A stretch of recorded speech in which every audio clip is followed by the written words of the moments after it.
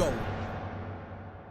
Disclaimer. The content presented in this show is intended for entertainment purposes only. All opinions expressed are those of the host and do not necessarily reflect the views or opinions of any individuals or organizations mentioned. Statements made about public figures or entities are based on publicly available information and are not intended to harm or defame any person or business. This show relies on fair use of social media posts, which are presented in good faith for the purpose of commentary and criticism. Viewers and listeners are advised to form their own opinions.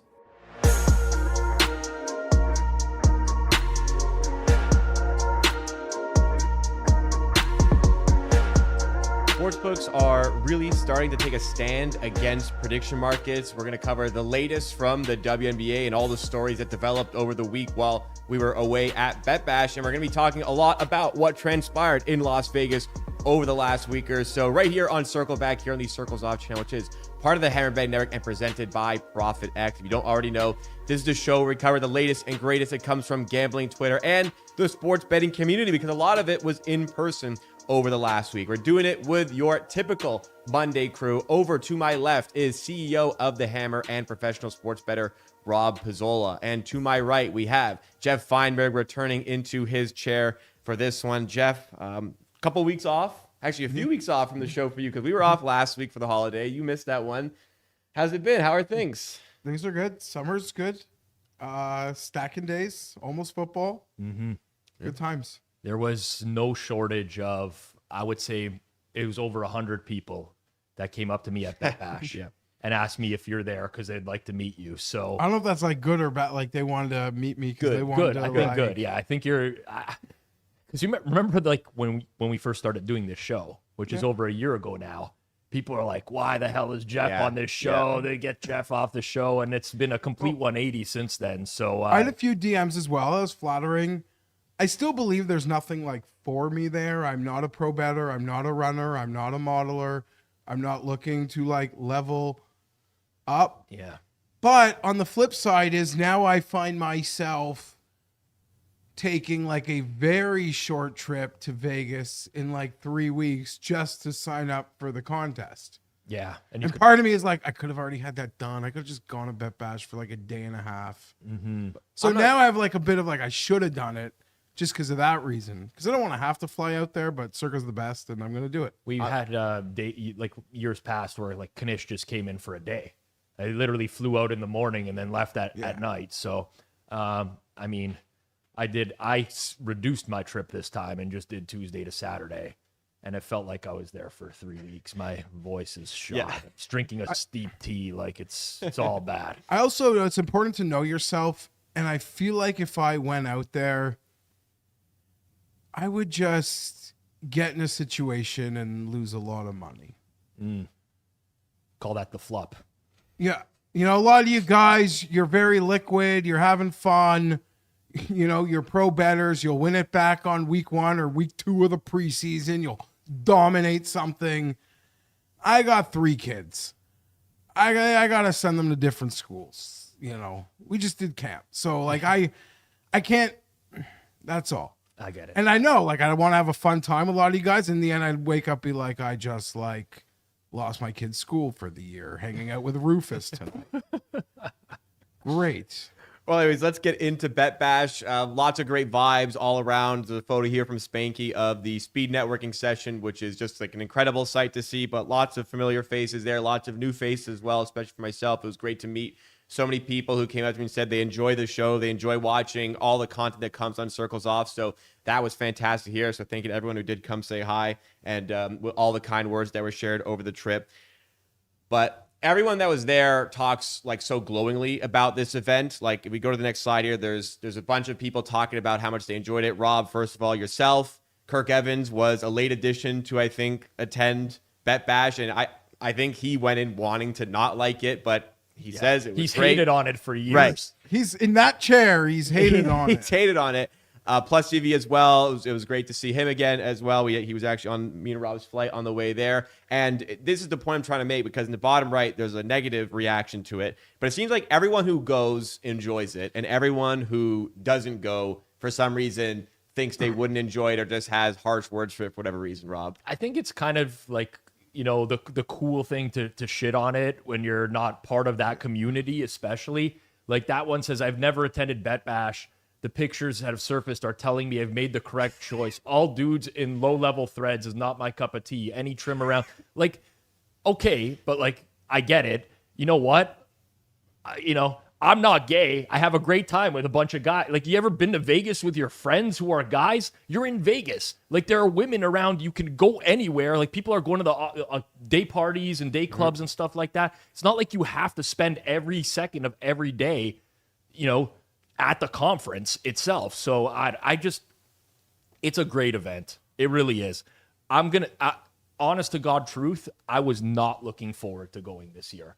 And it's not because of the event itself. It's because I knew that I had traveled the week before, Geoff. I was in Halifax filming some YouTube golf stuff with Pat Mayo. I went from there to a cottage weekend, absolute bender with my friends, because for the first time ever, they all got sitters for the kids. So it was just the adults. From there to Vegas, and I'm like, man, I don't know that I can do this week.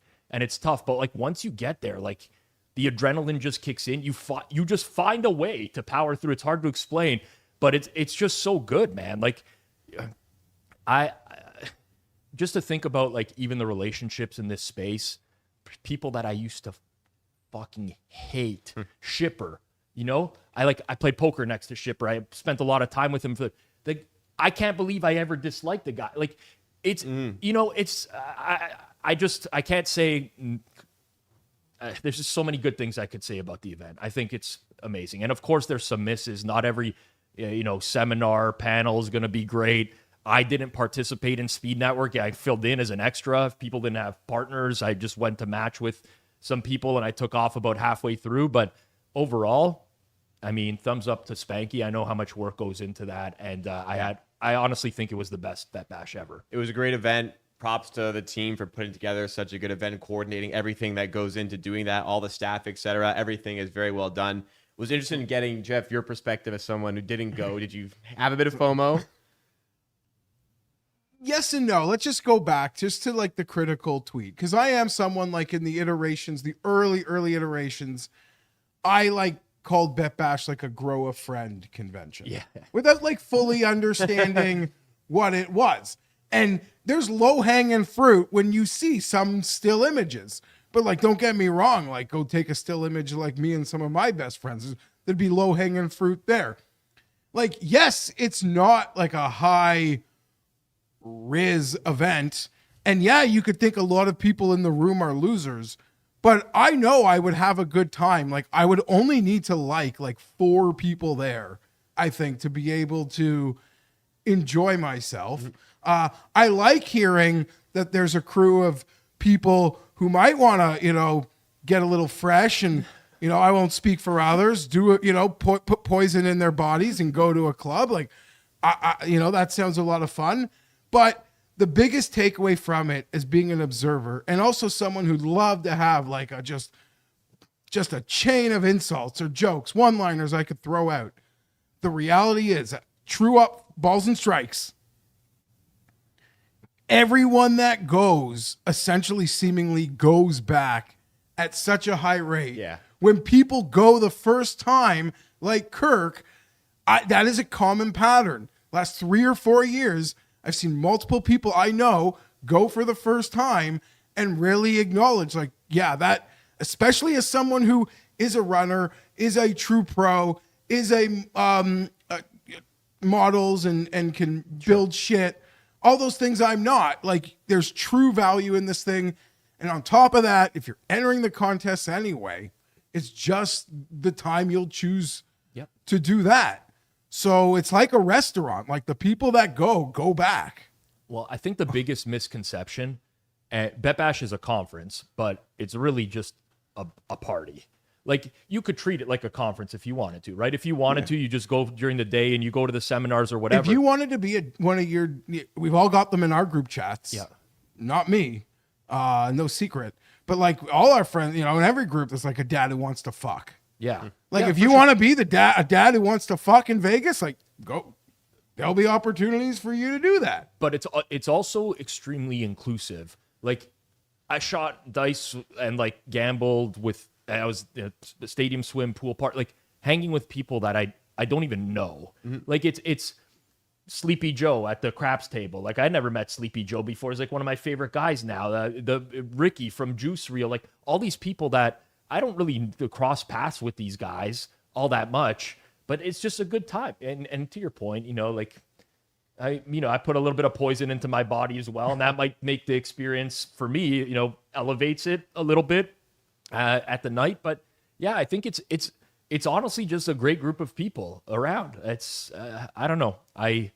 You're also at an advantage because you're you, and people like I could still see how like first timers who don't know anyone, like it can be a bit of a not nerve wracking, but like, where do I enter this? Yeah, I can't speak to like quite that, because when I went for the first time last year, it was like a lot of people I'd only met online like very briefly. I was just getting started kind of working on this channel in the capacity I do now. But still, like everyone is just so receptive. Everyone is so nice. I for a lot of people there, I had to like explain to like first timers this year, like everyone is here for the same thing. Everyone is here to get better, to level up, to improve themselves. So everyone is very nice. Everyone's very receptive. I didn't speak to anybody who like would shoot me down or like blow me off or anything. Everyone just wants to help each other there. Well, if we go to the next slide here and we bring it up on screen,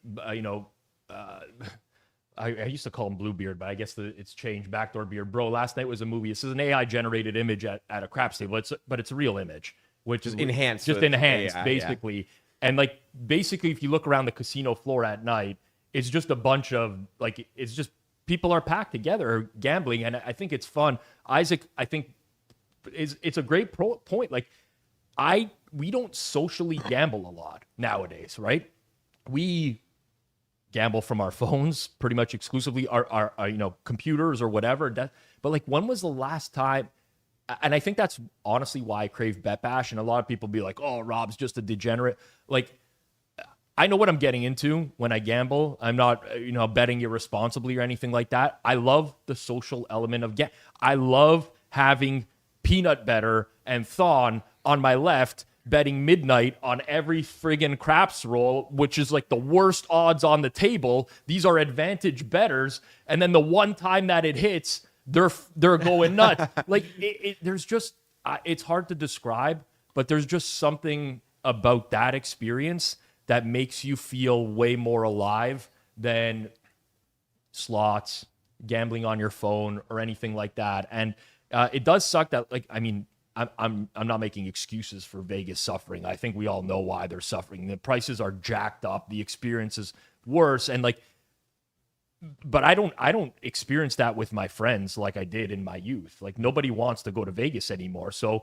for me, that's like another just reason of why I like BetBash so much. I just crave that experience, and great people, Isaac, Flup, I don't want SP, who I met from Risk Takers Pod, who played he had like a 45-minute roll on Wednesday night. Josh Reed, Jamie, like all these guys. I mean, I'm sorry, I'm gonna miss people's names, but it was, I fucking loved it, man. I just loved it. I loved it. Yeah. Yeah, definitely a great time. There was also some like extracurricular events, I guess we'll say, out on Fremont Street. The first iteration of the dunk tank at BetBash, and ended up raising, according to David Hill here, $40,000 for autism awareness and an autism charity organization. So that was fantastic to see. However, Matt Kalish had some choice words for some of the people that were involved, such as Captain Jack, who was in a video throwing at the dunk tank.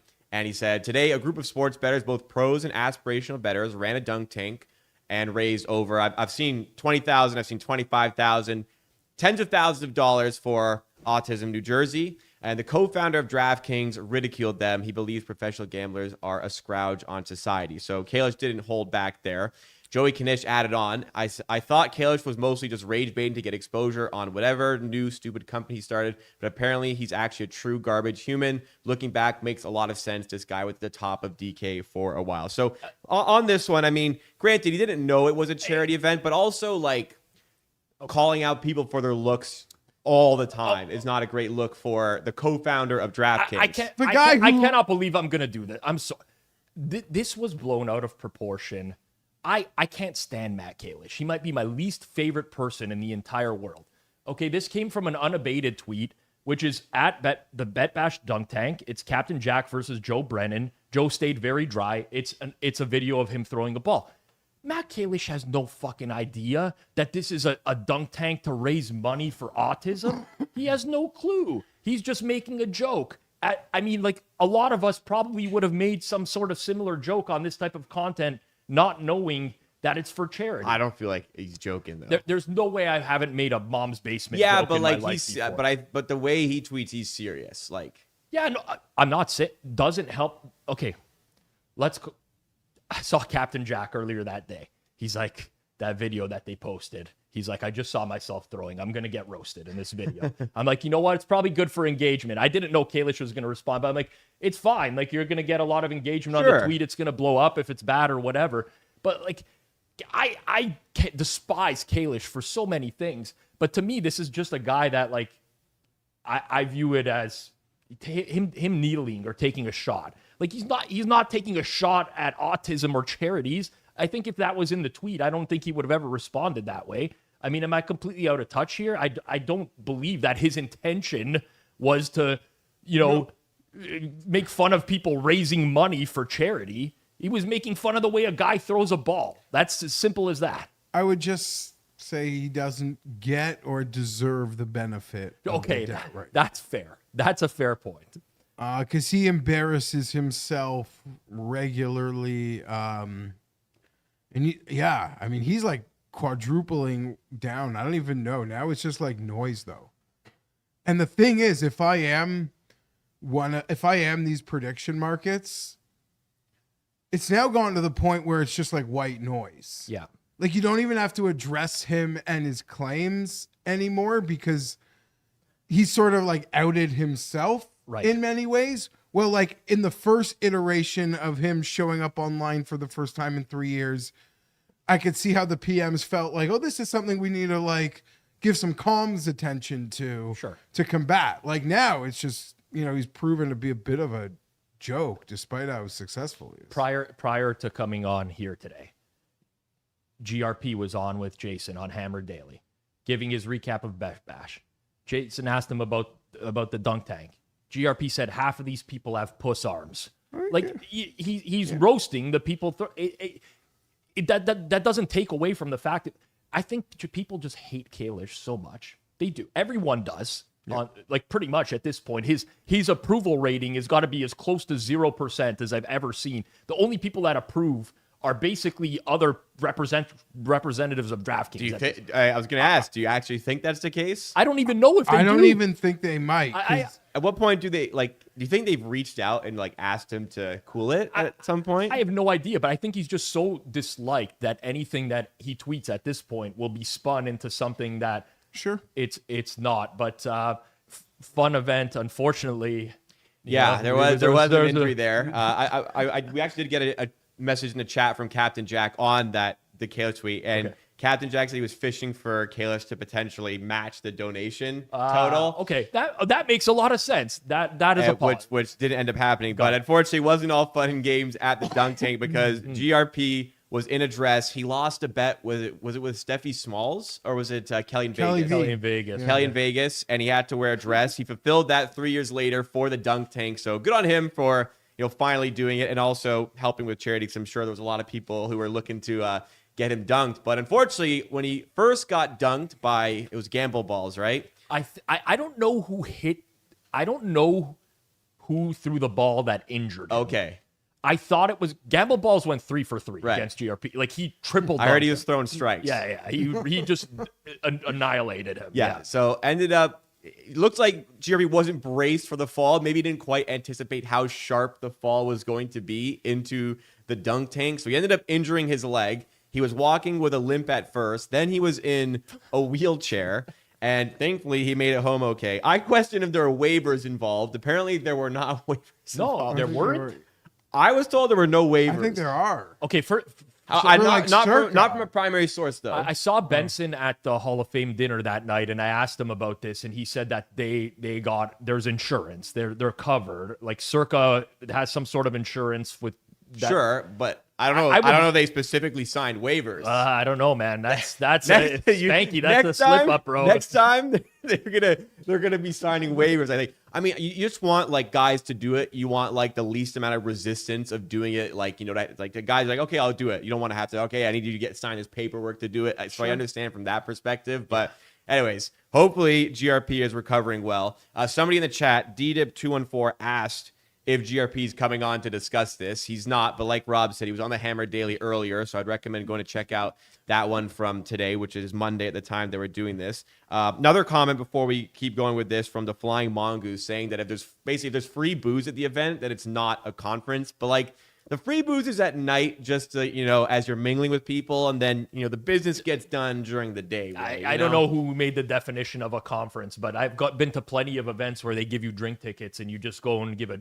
Okay, maybe it's not an open bar, but you get 3 drink tickets or whatever. And that was the best place to network with people. Everyone's just enjoying themselves, relaxed, and that's how you get to meet people. Seeing the aftermath of the dunk tank, I wish I hadn't slept through it.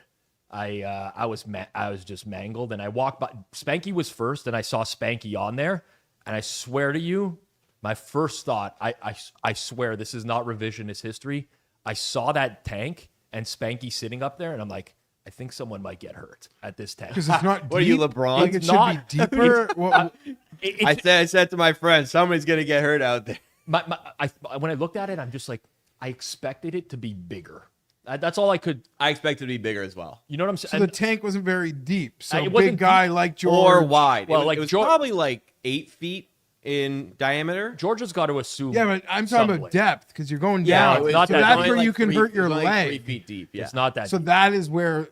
Yeah, like I watched the video of George, and you could see like his leg. Yeah, but he fell back. You're supposed to like kind of brace your fall. He just Did kind someone of teach them how to fall? I mean, Yeah. he's complaining people have puss arms or whatever, but like he did not fall with grace. He wasn't paying attention, but that was like the most awkward 3-foot fall I've ever seen in my life. It's like, I've seen people who dive from 50 feet with more grace than that. You would think he's unathletic, but like we've seen his golf swing now, and I saw him throwing at the dunk tank. He's got good form. Like he's clearly got some inner athlete In his him. day, George looks like he was a brick shithouse. For his age, he's got to be like a 95th percentile. George he lives at his mom's house, so he's probably got quick access to like picture of George at 25 years old. Yeah.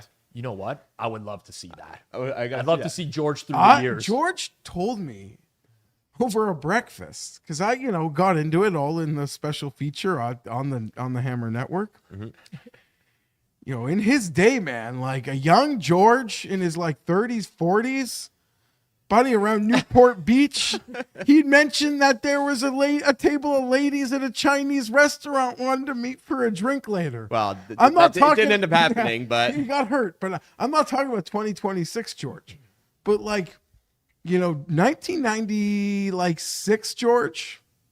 Yeah, Bet you he played. I bet you he did. I would believe it. I feel like he wouldn't be as creepy if he had that in him, though. I don't know, man. I get what you're saying, but also, like, every time Steffi Smalls tweets something, It's he's in true. reply. Oh, So, yeah, George is. Geez, So- George. I'm familiar with what's going on with every female in the industry. Let's put it that way. I don't know. I don't know. Anyways. And if you're, yeah, never mind. I know what you're getting at. I didn't go to Well, the his dunk like tank. level of venom for them, kind of. If you're like really pretty, he's like less hostile towards them. That is what I've noticed. But the ones That's who he not feels, good. That shouldn't laugh. Yeah, it's true though. I mean, You're right. at least in my opinion, Yeah, it is. no, I see what you're saying. That's Anyway, I didn't go to the dunk tank. I was pretty done with like work for the week, so I told Rob, I'm like, I'm just doing my thing today. But it seemed like a great event, and everyone there seemed to have a really good time. So, and lots of money was raised for charity, which is awesome. Yeah, Joe Brennan also came up to me because Joe Brennan infamously had like that rant at BetBash years ago On the Friday. and I told him I was like shaving my chest before I was going to the pool, and I found that to be more important than that seminar or whatever. And he came up to me and he's like, "You better be there for I'm going in that dunk tank. You better be there to." And I'm like, I'm not shaving my chest this time, but like I'm on like 4 hours of sleep in 2 days. I'm sleeping right through that thing. It didn't interfere with any seminars though. It was later. Done. It was done properly. Yeah. It was to bridge the gap between the end of the panels And the dinner. and the start of the dinner. So I think it was done well. Well, anyways, that morning, there certainly were some panels. The big ticket was the 9 a.m. Ethics of Touting seminar. Many complained about how early it was. Now, the night before at the Legacy Club, about midnight, I was talking to Spanky, and I asked him, why is this at 9 a.m.? I'm hearing a lot of complaints about this being at 9 a.m. And he's like, he was a little tipsy. He's like, you know what, you fuckers? If you want to actually make it to this, you got to earn it. You got to get up early and be there. So lots of people got up early, were there, myself and Rob included. And we got a lot of interesting tweets out on the Circles Off Twitter account, which I highly recommend you go to check the thread to get more of the quotes from the event. We have a few of them on screen here. So it was Steve Fezzik, Calvin and Hobo, who's been interviewed on this channel before, Calvin Weeks. It was Ferris, who you've reacted to one of his Substack articles in the last few months on this channel. And it was also the CEO of Juice Reel, Ricky Gold, who were there. So people were kind of expecting a lot of different things. Like, it could have been fireworks. It could have been a bit of a letdown. For me, the way I described it, it felt like at par. It was like kind of as expected, but there were some really good tidbits that came out of the event. So one thing that they continued to press Fezzik on as a pick seller, Ferris, very anti-pick seller, Calvin, a former pick seller who stopped for the reasons that Ferris kind of outlined throughout this seminar. They were really pressing Fezzik on the fact that no matter like what you do, the information you provide, the stuff that you give out, there are going to be people that are getting bad lines, who are betting bad lines, who are like blindly betting on stuff that's moved like 20 cents, etc. And they asked, Ferris said, you don't feel bad at all that your customers aren't getting the same line. Fezzik said, no. And he followed up with more, but essentially he said no. He doesn't feel bad because he's providing the information, telling them not to do it. So he doesn't feel bad. Like, he gives them the stuff and he says, you do whatever with it. And I think that's where some people had some criticism. Ferris said, your customers are idiots and you know they're idiots, essentially saying that you're taking advantage of them. And another big thing was the fact that they pressed him on the fact that he uses other people's stuff that they give out, like Hitman or like Brad Powers, and he uses it for his own service a lot of times without giving the person any credit whatsoever. And he says, I try to give attribution, but I don't always do it. And he explains, I'm a top-down handicapper top-down handicapper at times. And also he handicaps other handicappers for the stuff that comes out, that he puts out.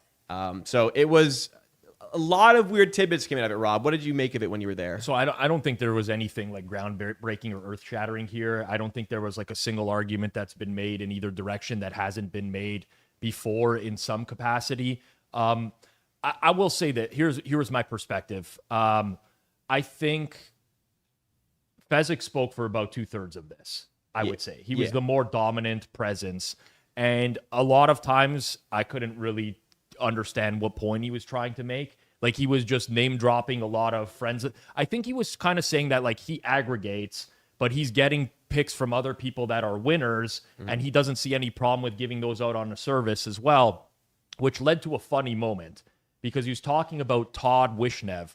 Todd Wishnev was featured in an action documentary on Showtime, I believe, years ago, where he was portrayed as like the losing bettor. And Ferris kind of interjected. He's like, stop talking about that guy. He's a loser. And Fez asked, Fezzik said he's not a loser. I personally don't believe he's a loser. I've seen, I've actually been in that Discord before. I've seen the live bets that he gives out. I will say this about Todd Wishnev. I believe he's giving out lines that are available at the time. And I also believe he's handicapping a lot of like end game scenarios where you can definitely find edges against the algorithm, so to speak. And, Fez is like, he amassed 187 units or something like that. But he asked people in the audience, like, who's in that Discord? A few people put their hands up. One of them was Mike Palm, who works for Circa as well. And Fez kind of threw to him, and he's like, Mike, tell him, like, Todd wins. And Mike is like, well, he's like, Fez, these are live plays. Like, nobody can get these numbers. Like, he wins, but, like, nobody's getting the same prices. And that's, like, one of just the whole points. That was a bit of awkward. He was like, back me up.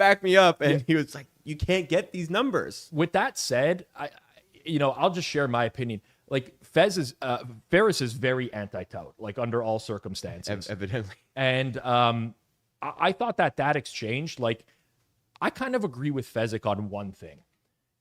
And I'm not saying he is fully transparent. I don't agree with that. Like, because he always like, oh, if you're going to give out a game of the year, like you're not a real. I mean, Fez has given out games of the year before, games of the. Let's like not pretend that he doesn't or hasn't done that before.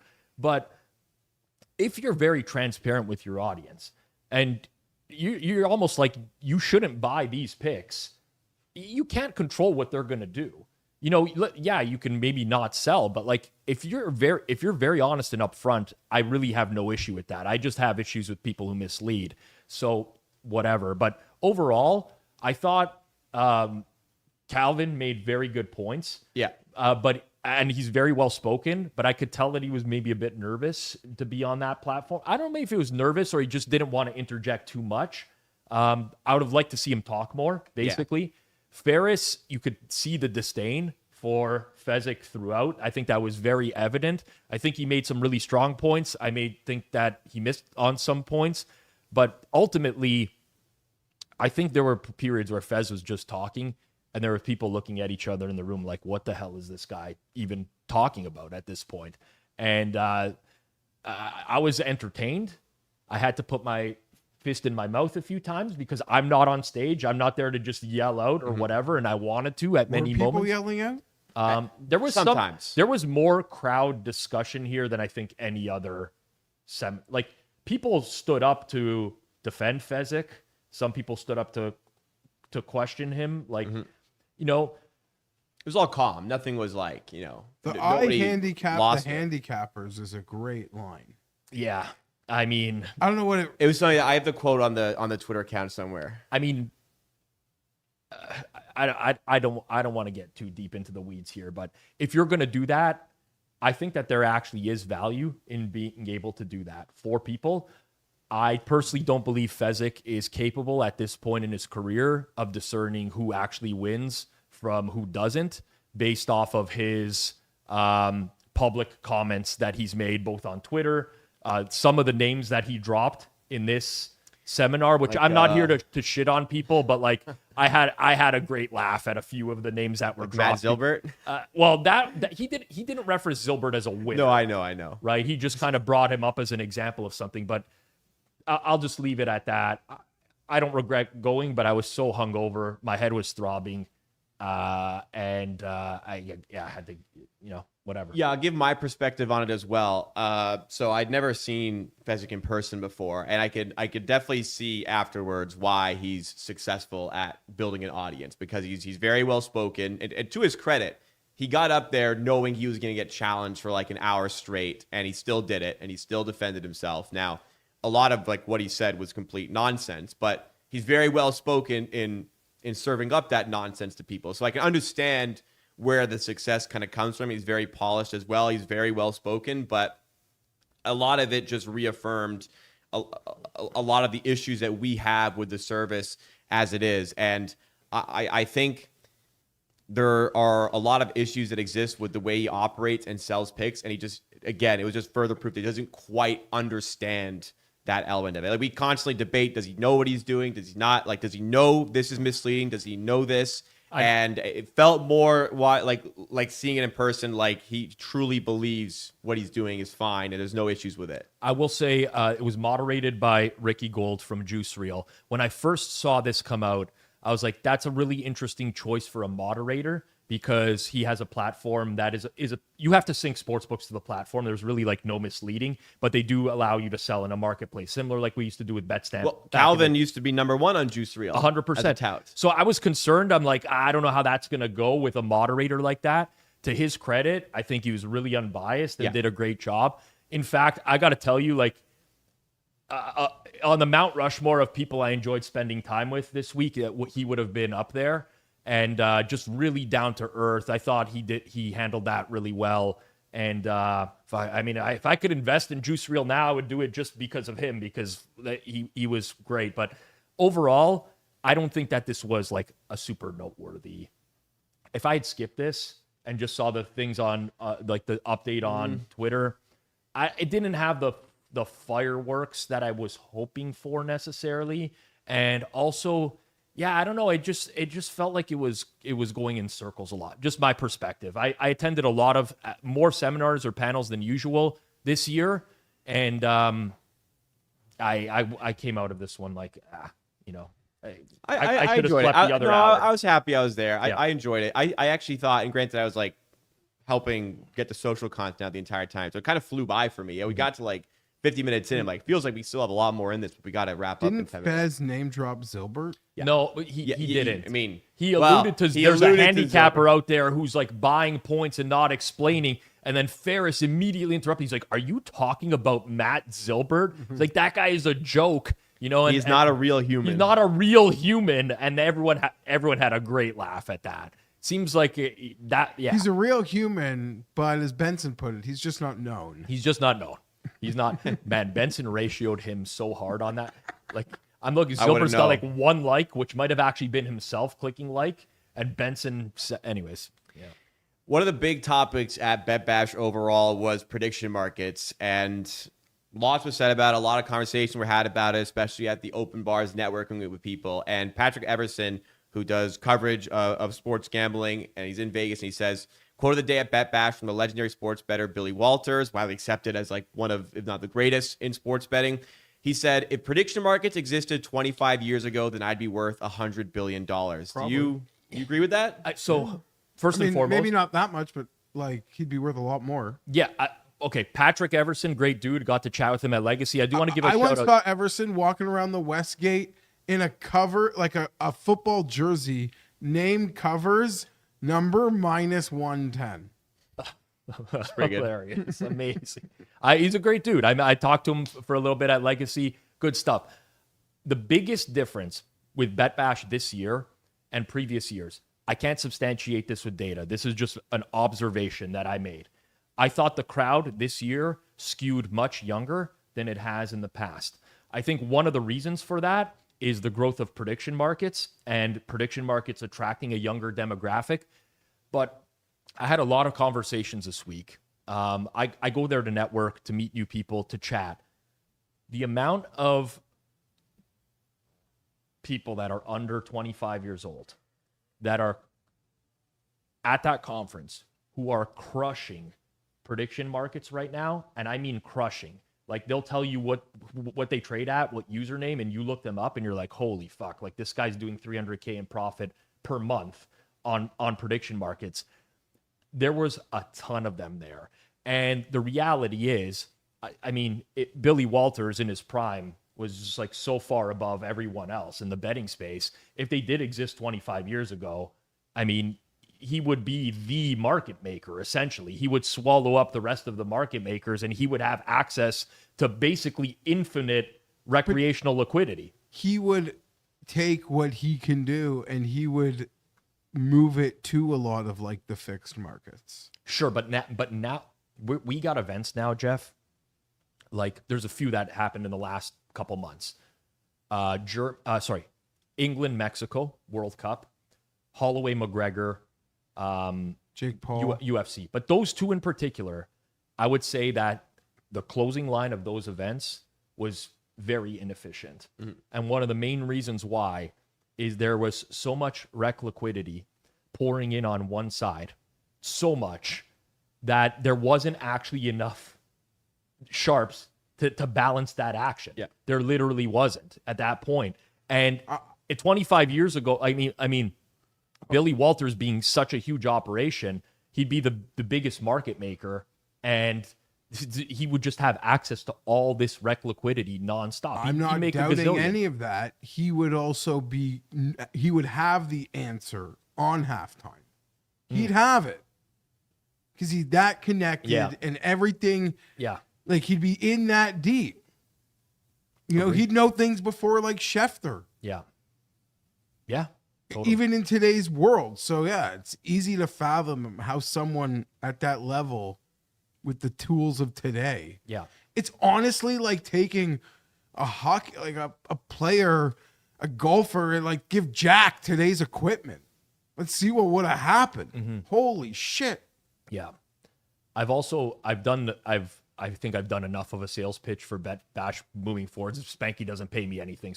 But one more thing that is incredibly cool is having access to, like, Billy Walters is there. He's speaking on a panel. He walks out in the hallway afterwards. People go up and just chat with him. Like Jelko, who is a billionaire, is just coming to Legacy Club to chat with other bettors and like to having conversation. Cool. Like you're never going to have access to that. Ever. Think about that in any other industry. Potentially, like the face of the industry, like the greatest of the industry has ever produced, is just there hanging out with everyone else. Yes. I could pay like $10,000 to have a 3-minute web chat with Patrick Bet-David if I wanted.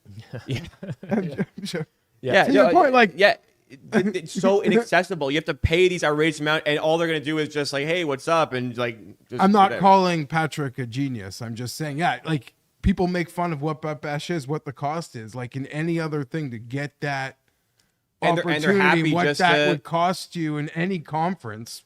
And they're happy to just have their brain pig just give information to chat with you and help you out. Like it's insane that you can just do this. Do most people stay at Circa? I would say, some of like the bougier guys like go to the. Some people stay at the Wynn and the Encore. Like I personally, Circa's the best. I'd stay at Circa for sure.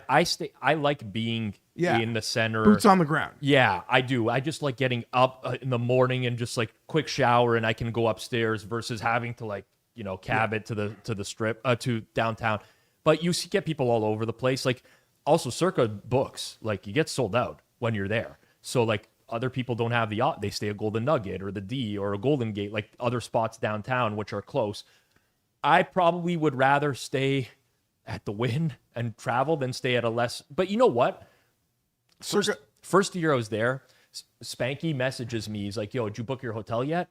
I'm like, no, I didn't. He's like, you're covered. Like just show up. It's under your name. You're good to go. I come in, I go to Circa front desk. I'm like, hey, Rob Pizzola or whatever. They're like, we don't have a reservation. I messaged Spanky. He's like, no, I booked you at the D. I'm like, Spanky, next time, tell me where I'm staying because I would have just paid out of pocket. I don't need the free hotel room. I did stay at the D. Now, granted, it's just a room. You're sleeping there. You're not spending any time there, but I would rather be in the center. I would just like to say, I can be bougie. I stay at nice places.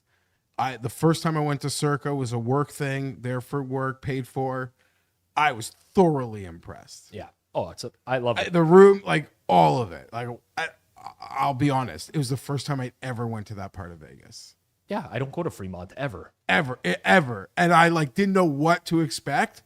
I was like, wow. Yeah. What a job, Derek. Yep. Please, me and Rob have touched on it already. A lot of the conversations that we had at BetBash kept circling back to prediction markets. And I remember even just 1 year ago, they were barely part of the conversation at all, even for some of the videos that we recorded for the Circles Off channel. But this year, they were absolutely everywhere. That's why we are so happy to be working with and partnering with ProphetX here on this channel as our sponsor, a peer-to-peer sports prediction market, meaning you're trading against other users, not the house, and it's CFTC regulated, available nationwide across the United States, except for in Nevada. Rob, you said you felt the same way, but like anything to add on to this? No, it's great. I mean, ProphetX had a great presence at the conference as well. They did some sponsorship stuff there, but listen, I don't want to say like you're going to get left behind. I don't really mean that, but like just look at the market landscape right now, right? Prediction markets are going up. Traditional sportsbooks are going down.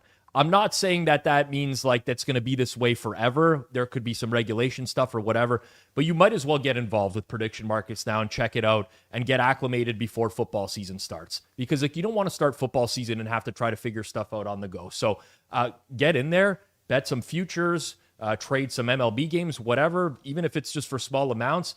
The products are great. More and more people are gravitating towards them. Liquidity is just going through the roof. I think we'll see that in the chopping block with the Hall of Fame game player props.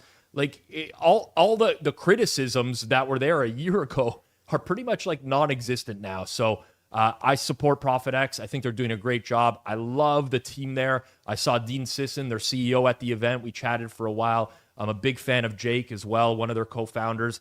I just love the team. I think they're great. So give them your support, ProphetX.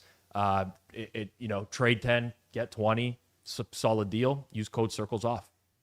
Now, one more topic on BetBash before we get into the WNBA and the latest that is going on there. And it was, I wouldn't even necessarily call it a criticism, but just an observation made by Raheem Palmer, who we've talked about a lot on this show and on this channel in the past. He was there. He said hi to me and Rob on the first night. And one thing he noted after the first night was the lack of representation there for genders and for race. He said there are thousands of serious high-level bettors, APs, people who move markets, shape numbers, bookmakers, regulators, etc. And he noted that like comfortably above 90% of the people there were white, and he noted that like 95% plus were men. So he was noting the lack of representation there, saying he wanted to see a bit more of that. I didn't read this as a criticism of the event, but a lot of people took it that way very seriously in that direction, and he made another very long tweet to kind of defend that. There's another person here, Nick at Evie by Nick, saying, as a white guy in this space, I can't speak to the experience, but Raheem's point is impossible to ignore. Black men are heavily marketed to by sportsbooks, yet barely represented in the rooms shaping the industry. The same is true of women. Just show up isn't enough. The people already inside need to intentionally open doors, hire, mentor, and create opportunities for others to enter and advance. So I think like valid criticisms. It's difficult because, like, yes, BetBash is an open event, and if you want to go, you can just go. But it feels like perhaps this industry may be just playing catch up a little bit. I don't think that's like necessarily a criticism, but I think it's something that's worth mentioning, at least having a conversation about. What do you think, Rob? Yeah, okay. So I actually made some notes for this one because as soon as this tweet went out, I'm like, this is gonna blow up, and we're gonna have to talk about it on Circle Back. So first of all, Raheem did come up, say hi. I had a conversation with Raheem like 3 weeks ago as well over the phone. His observation is correct. Okay, so just let's take it. If you're at BetBash, I maybe saw a half dozen black people, maybe a dozen women overall. Maybe I'm underselling it, but this is just my observation. It's predominantly white male. All right, so he's right. I saw that firsthand. My hang up when you bring up conversations like this is when you bring up an observation, but there's like no proposed solution for it. Like, what are we supposed to do about it is my first question. And the second is it even a real problem? So let me expand on that a little bit more. Our audience data, I looked at it this week across all of our channels. Now, we don't see we don't see black, white when we check our YouTube studio or Megaphone or whatever. But we're basically across the network like 98% male. Yeah. Right? It is a male-dominated industry. That's just like different groups have different interest in different things. Plain and simple.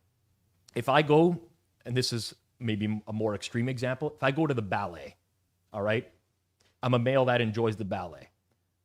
I'm probably not going to see a ton of other males there.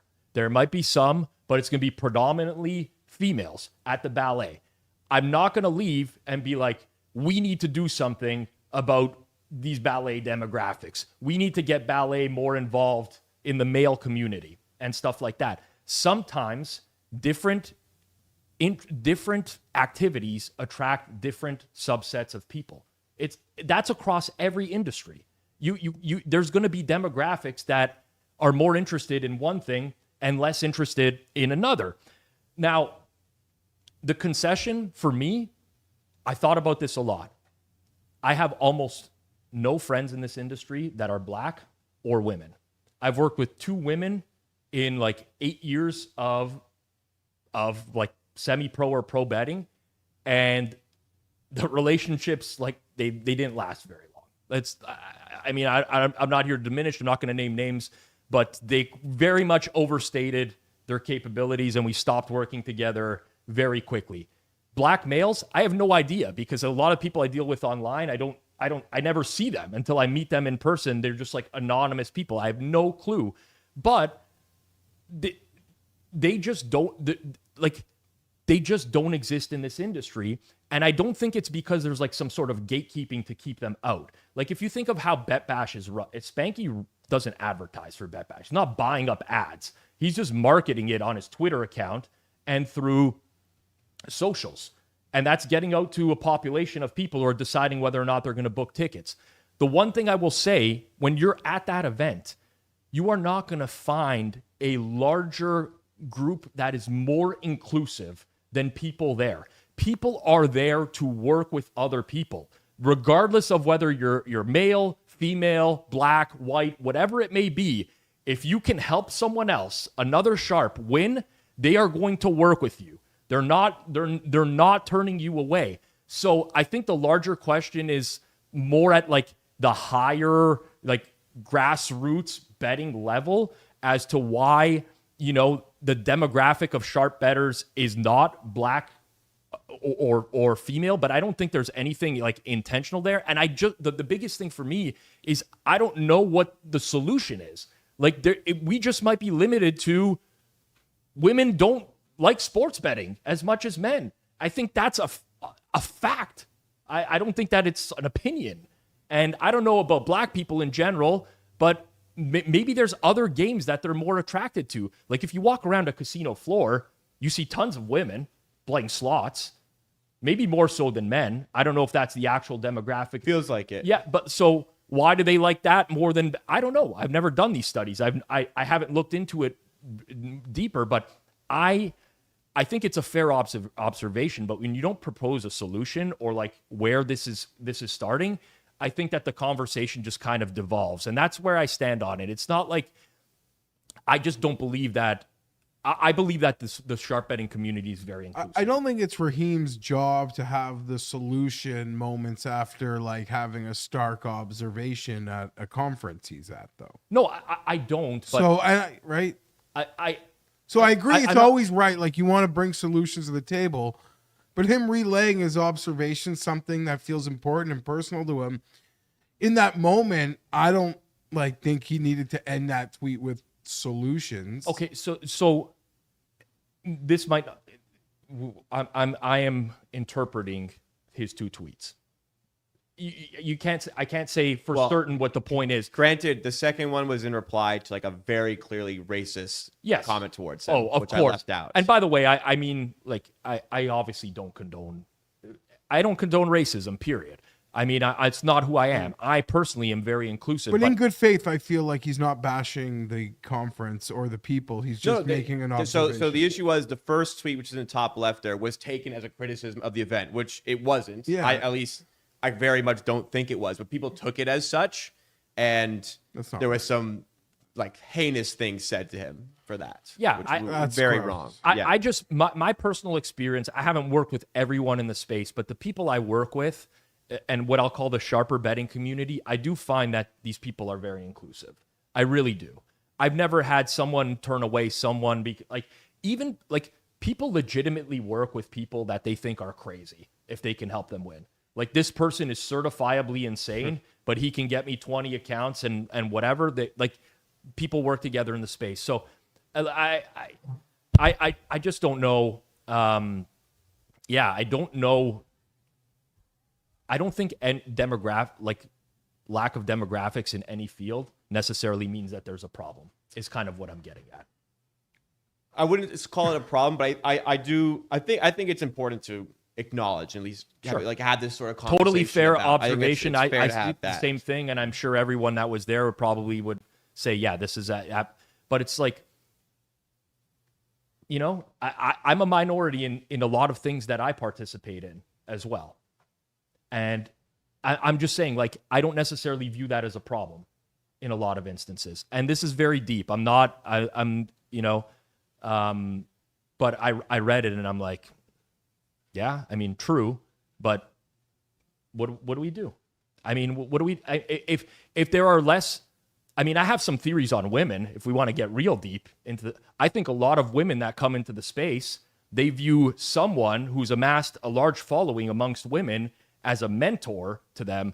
Unfortunately, that woman who is a mentor to them hasn't learned anything about sports betting in 15 years in the industry. So she feels extradited from like the sharp community. She's more intertwined with Rex, and everyone who learns from her or hangs around with her is built to hate the sharp community. I think that that's very real if we want to get really deep. I don't know about the black community. I don't, but I think that that's something that happens with women in industry. I think they get lost there's very few that I know. Amber Gambling is one that I know and I talk to there, and I talk to fairly regularly.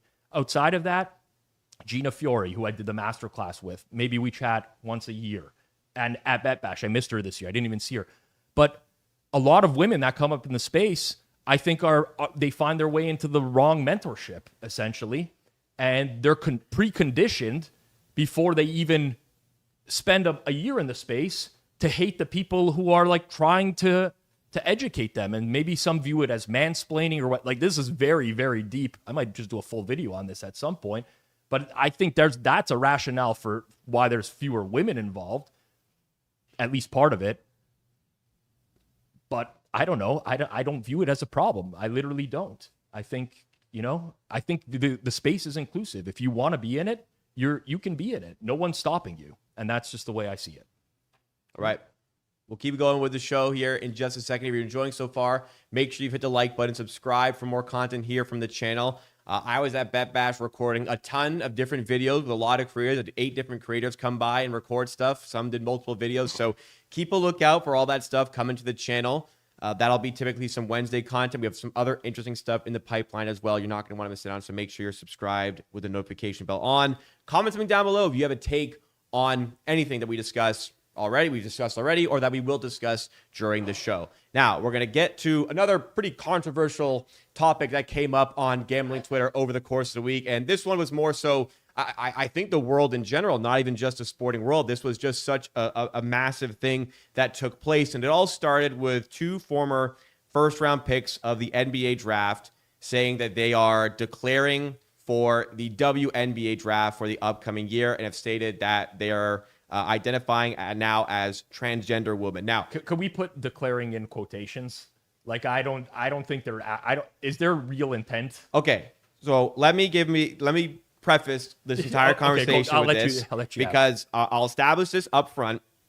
They have said specifically that they are doing this as a way, as a political statement, essentially to put pressure on the WNBA over the ambiguity of the language of what it actually means to be eligible to play in the WNBA, because currently there is no specific rule on transgender women in the WNBA. Now, there are no transgender women in WNBA. There has never been transgender women in the WNBA, but for some reason, I think, or for some reason, they are deciding this is the stance they want to take to put pressure on the WNBA to come up with some official language as a result of this. We'll get into some opinions in just a second here, but I'm of the opinion that these two are doing it, Royce White and Enes Freedom are doing this with malicious intent, and I am completely comfortable and an advocate for respecting people and their pronouns. Like, it doesn't bother me if that's what makes you feel best, if that's what keeps you the happiest. I'm happy to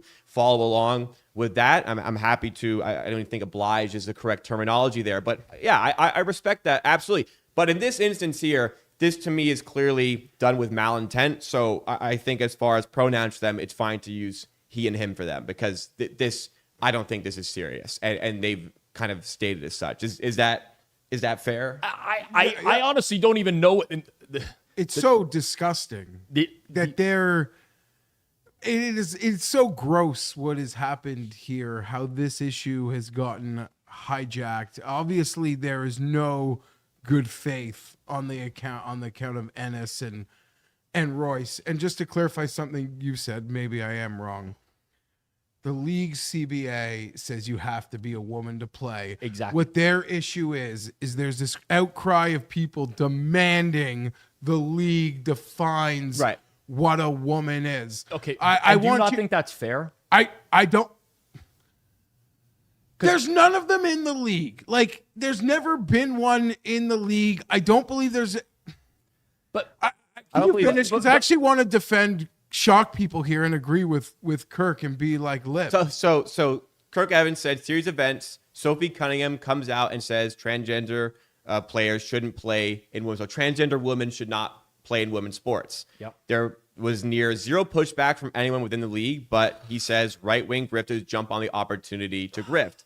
And then there's quotes, man, this league is unserious, should have never made it political. And I did see a lot of that happening. But like, there was nobody ever like really questioned that for the WNBA, to Kirk's point. I agree with Kirk here, and I saw you like make this face when he said near zero pushback. There was one co-owner. No, but here's the thing. This is what Kirk gets delivered to him in his feed.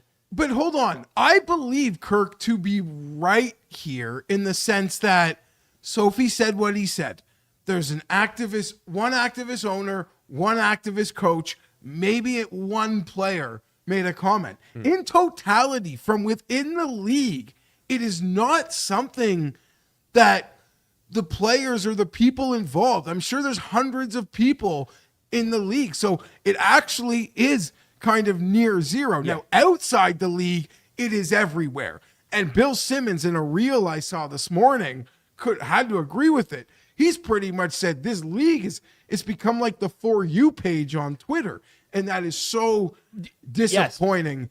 Yes. Well, it's just so, I mean, I had that tit for tat with Kanish, but we started talking and he's encouraged me to embrace the league in the same way, for lack of a better comp, that I embrace the World Cup, in the sense that like, just enjoy the craziness. No, but that's so stupid, Geoff. It's so stupid. This is a professional. Okay, first and foremost, the World Cup's the most important tournament on earth. But we talk about the soccer at points. We're talking about the soccer We never talk about the basketball. I want to like the WNBA. And maybe this is for selfish reasons, but I'm going to tell you why I wanted to like the WNBA. It is a growing betting market, okay? I'm at BetBash this year. There are more people. I'm not exaggerating, and it's WNBA's in season, NBA's not. But there are more people who told me that they're moving WNBA at scale now. Baseball's impossible, according to a lot of people. So it's where their bets are going right now. I get, listen, Kirk is one of the best WNBA bettors on the planet. He doesn't send me his stuff, but I try to backdoor my way into any WNBA stuff I can get, and I'll watch the games when I bet on them. I want to be interested in the league. But look at the stories that come out every fucking week. Last week, it was like 2 players are betting on the game at the All-Star game. Now we got this shit with, define what a woman is. Caitlin Clark gets a technical, gets suspended. The technical got rescinded like a couple hours after the game, but it's in the news cycle for days like it's still a fact that she's getting suspended. Like we have the Sophie Cunningham basically getting her head taken off, going... obviously a flagrant. Anyone who's ever watched basketball knows that that's a flagrant, but white privilege now. Like crazy. It's the most unserious league because with this Royce White, Enes Kanter freedom, this particular instance, just like you said, WNBA signs there's a new CBA. Only women can play in the league. If you do not define what a woman is in this landscape, what do you think is going to be the storyline? Like, this is just bad governance by a league that is run poorly. And listen, I don't watch a ton of WNBA, Kirk, but like, if all the stories that are in the press every single fucking week have nothing to do with the play on the court, it is a poorly run league. Like when the NFL had Colin Kaepernick going on, we were talking about Kaepernick every week. Guess what? We were also talking about the games. When we got the World Cup going on and there's corruption conversations, guess what? We're talking about the games as well.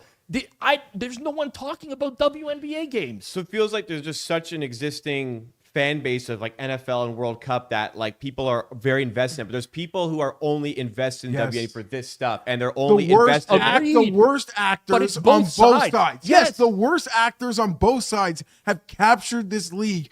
And the saddest part about it, or the most surprising part about it, because I'm not surprised bad actors have tried to capture this league in the moments that it's left. And I want this league to succeed for different reasons. I'm not a pro bettor. I got 2 young girls, daughters. I think for society, a healthy women's basketball league is a very good, normal thing for society to have. In Canada, a hockey league is on the come up. Good. Now, does it annoy me that like these channels that used to like maybe show a random MLB game are now showing like a women's hockey game? Kind of. Yeah. That's a whole other thing. I have to accept that. Yeah. With the come up, but bad actors have captured the league, and this is a league that is like essentially the child of the NBA.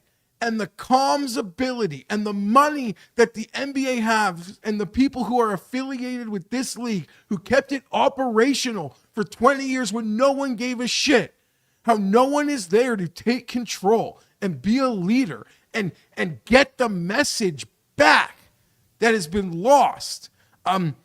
Like the amount of money that these NBA teams, like the comms money around the NBA, send some of that south. Yeah. Like, get it there. Yeah. Because it's embarrassing, and they got a rookie who's better than Caitlin Clark. Like, I don't know much, but there's this rookie who's running shit, who's got a unique look, who could be like very much the story of everything, and they're losing that. I completely agree with you on everything. Honestly, we're like synonymous here. In this has turned into people pushing political agendas through the league, but like at the end of the day, you got to understand that like you're gonna sign a CBA, and you're not gonna define what a woman is in 2026. Like you're just opening yourself up to that world, and there's bad actors on both sides. That doesn't justify this sort of behavior from guys like Enes Freedom and Royce White. Like they're, I'm not saying they're very clearly trying to make a mockery of the league by doing this. They're trying if they want. I'm not saying they're trying to like force the league into answering this question, which they could have done it without making the league look bad. 100%. Yeah, but look at Clay Travis, for example, right? He's built an entire brand off of right-wing politics, and he's going to just these people will pick up on this. And I'm not saying it's only right-wingers. I think left-wingers are just as culpable in if you don't agree with what the league is doing, then you're like anti-women. I don't think that has to be the case either. But like, I don't want to watch fucking Jersey Shore. Like shouldn't be reality. This is a professional sports league. What happened to like I long for the days, and maybe it's never happening again because of the way that like our culture and society is divided. But what happened to like politics just not being interjected into sports? Like I want to sit back and watch a fucking game without having the news cycle just completely dominated by, and the players don't help themselves either. Like the whole league is a fucking circus right now. There's so many parts of the league. It's like a band who's getting big, getting a deal, playing bigger venues. And there are people in the band and like promoters who just want to stay in this like at Sneaky D's. Yeah. For like they just want to keep it local. Keep it local to our little activist crew. It's not going to work. Yeah. For the league to get to where they want it to get, they've got to, I don't like saying it because everyone deserves respect, and I would give everyone respect. My line is competitive sports at the high levels, or levels that can lead to things like scholarships or opportunities. But it's like you, if someone makes them feel better, I'll call them the pronouns they want to be called. But the league, the activist culture of the league is not going to lead to it getting where it needs to get. Agree with you. Like at this point, like this isn't converting on both sides. Yeah, Sophie, like this is dominating the news, but like the notion of like all publicity is good publicity. It's not. I don't believe that. Nobody's buying jerseys because someone tweeted about white privilege on Threads. Like it's not happening. You have to get people to talk about the games in some, and I think the WNBA, and granted, I want to say explicitly, it's much harder for them to get people to talk about the games because there is a political agenda involved with women's sports already. So they're facing the uphill battle of males have dominated sports forever. It's only been professional male sports leagues. They're coming in with a women's league. Of course, there's going to be political implications of that. But if you run the league, you have to find a way to get people to talk about the games. I'm not going to go out and buy like a Sophie Cunningham jersey because people are talking about, whether transgender women should play. Rob, I'm sorry. It's one of those things. They're hardcores. They have them. Yeah. Just like a lot of things. They have to get the not hardcores to embrace. And if saying publicly that trans people, like biological males, can't compete in this league, if they're worried about losing some of the, I guess, like the for lack of a better term, the day one hardcores. That is the problem I think the league is coming up against. But it's a mistake. But until they make it clear, this is just going to go on. But why? But just as long as they don't let one in the league, why do they have to address it? The proof is in front of us. Because when you leave a vacuum open, people fill it with noise. Yeah, nonstop. That's what's happening. And that's exactly what's happening. It's stupid. It's so stupid that they have to do this. I hate society. And I need to close this segment on one part because this is where we'll get attacked. I'll get attacked by a Kirk, by a Kanish. I just mean the loyalists of the league or fans of the league. I don't watch the league, so I can't have my opinion. To that, I would just say they're partially right, but they need to see it from a different perspective.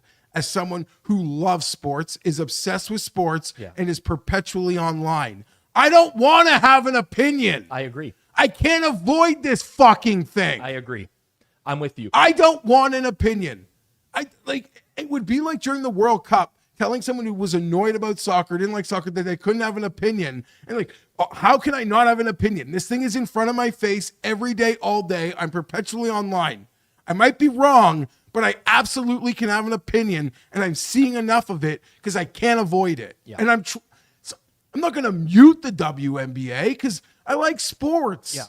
And I mean, to the Kanish comment as well about no better league content off the court than the WNBA. Shit hits better than garbage reality TV. I don't watch sports for reality TV. I don't. I fucking love sports. I love to watch football games, hockey games, basketball games, baseball games. Okay, every now and then you get a great storyline that's maybe not sports related, but it's like finding the balance.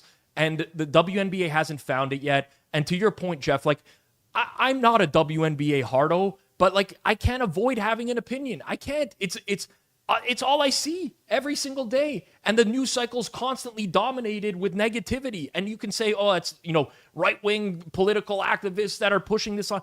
It's whatever. The left is responding. Everyone's responding to it. It's a fucking shit show. No, but it's embarrassing. Fox News made this the biggest. Yeah. Of course. They run with. There's so much bad faith around it, which makes me sympathetic also, to its fans, to many of the players, to people affiliated with it. But Daddy, I don't know if this is the right answer. Daddy's got to save these people. Yeah. I don't mean Daddy boys, girls. Yeah. I mean the big company with the comms arm of a behemoth with the $1 billion TV rights contracts has to come in and give them the full weight of their comms ability to help them get through this. And at the moment, I don't see any of that. I agree. I mean, look at the post-game pressers from coaches and players. They're getting asked more questions about the state of the league than they are about the games that they just played in. Something is fundamentally broken. I think if you can't recognize that, you could love the WNBA all you want. It's not going to grow like this. It's not. It's going to get more engagement and more views. Yeah. More people are going to think it's a joke. And that's crazy. The white we didn't get the white privilege thing is insane. Of in course what it sport is. Has anyone ever gotten kicked out of an NFL game, an NBA game, and done anything like that for hits or incidents that are maybe more violent or grotesque? Again, this is activist culture that's ingrained in this league. So what happened here? What happened, for anyone who didn't see it? Dijonne Carrington committed a very hard foul in the game, was ejected, and it was on Sophie Cunningham, and she got a flagrant 2. And I think anyone who watches basketball would have watched that play and gone, yeah, that's very easily could have been a flagrant 2. You could maybe argue it a bit, but nobody can really say that it was a hard intentional foul. It was a hard intentional foul. It was dangerous from the fast break. It came down with force. It met the criteria of a flagrant 2. And she went in the locker room, posted on Threads, white privilege at Indiana Fever. And again, a lot of it doesn't come from within the league. And I do feel bad for that because a lot of the stuff that we see is what's popular. So that's what gets served up to you. You're not as ingrained in the league. This is what's getting served up to you in your algorithm. So it's unfortunate that this is the stuff that is getting clicks, and that's why it's getting asked in post-game press conferences. But then you see stuff like this, and it's this is just, for a player to do this as well, it's a very bad look. But again, this is the stuff that you see, because if you're not following league, this is the stuff you get. You're not getting Olivia Miles and how well she's playing this year, how good Minnesota's been this year, how good Aja Wilson's been. Caitlin Clark, how good she's been. Maybe They're not as great good this year, stories. but, like, there's so I many don't great really basketball follow the league stories here. but I could name, like, I could add 2 more to your thing. Like, there are real good things happening in this league, and it can't penetrate. It can't. I don't know if you feel bad for them. It hasn't broke through in the media yet from that perspective. You know you're down bad when Emmanuel Acho is the voice of reason, like, and is actually correct. Like that, it's gotten so incredibly unreasonable now that the guy who's one of the most unreasonable hot take artists around is actually the voice of reason for the league. Like this should be like the league should be in its goddamn moment right now.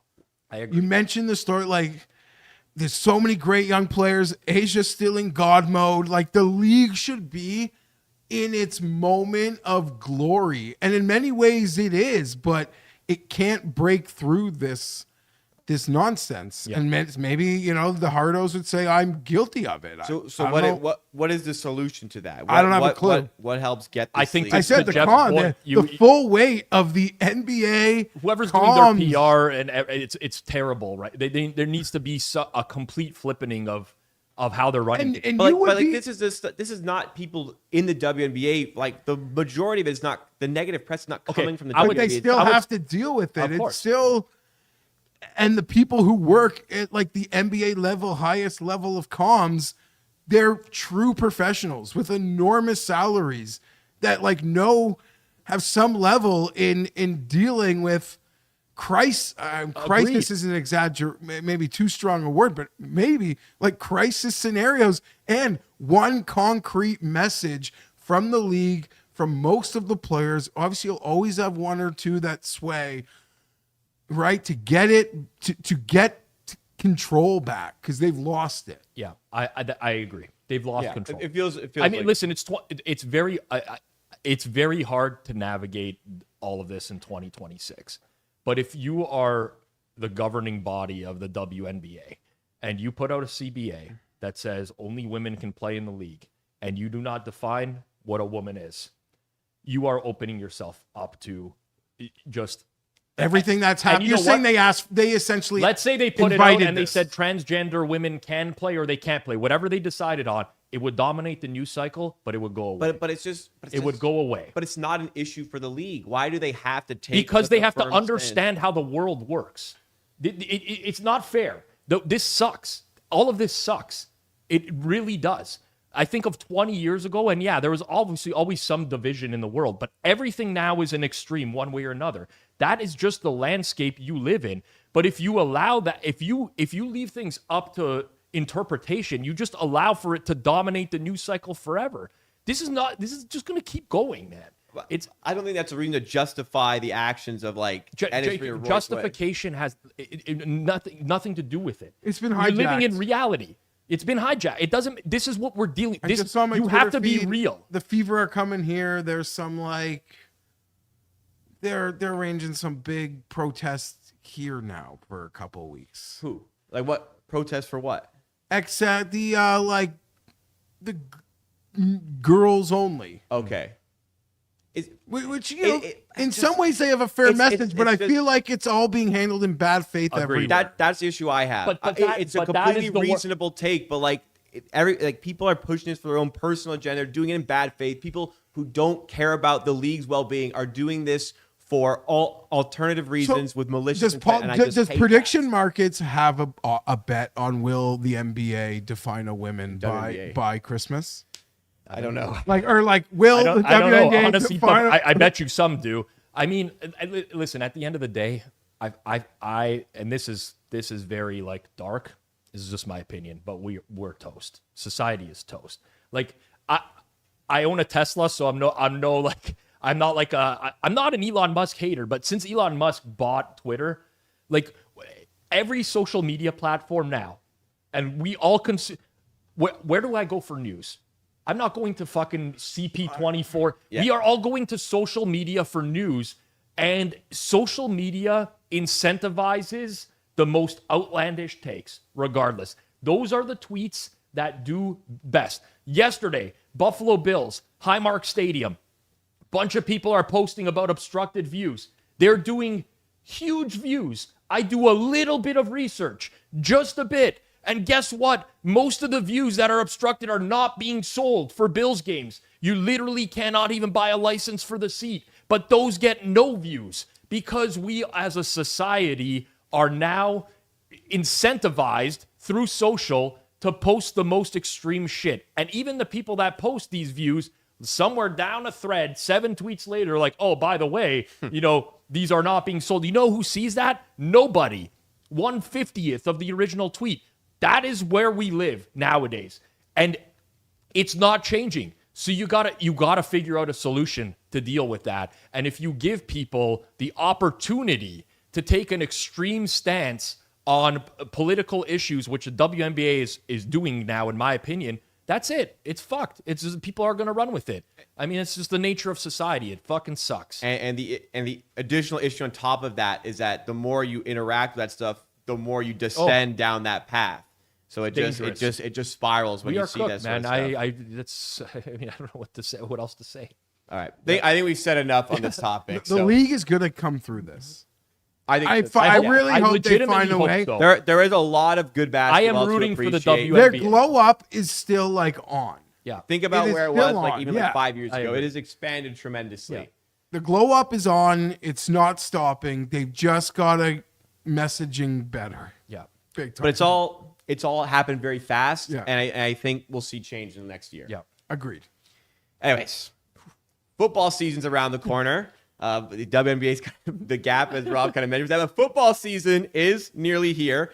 And if you're only subscribed to Circles Off, you're missing out on so much other great content that we have in the Hammerbag Network. We have our college football channel, which is Hit the Books. We have our NFL channel, which is Forward Progress. And we have the Hammer Daily, which encompasses all sports, but we'll really start digging into NFL. In fact, they're already doing that. So again, if you're only subscribed to this channel, we appreciate you being subscribed here. But the Hammerbag Network has so much more to offer with you. The links are in the description for all those other channels that we have in the network. We recommend subscribing to those now. Get in before the season starts, catch up on everything, and get yourself ready for the season. I was going to ask you, Rob, is there anything more specific you can shed light on that these channels are providing right now? Yeah, so we're going to release a content schedule, and we'll tweet that out from our Hammer HQ account on Twitter, so set notifications there. That's coming in a couple weeks as we finalize things. We'll be doing a live watch-along for every primetime NFL game this year, with the exception of, like, Christmas. So maybe, let's say 98% of the primetime games. That includes bringing back Sunday night watch-alongs this year, which we didn't have.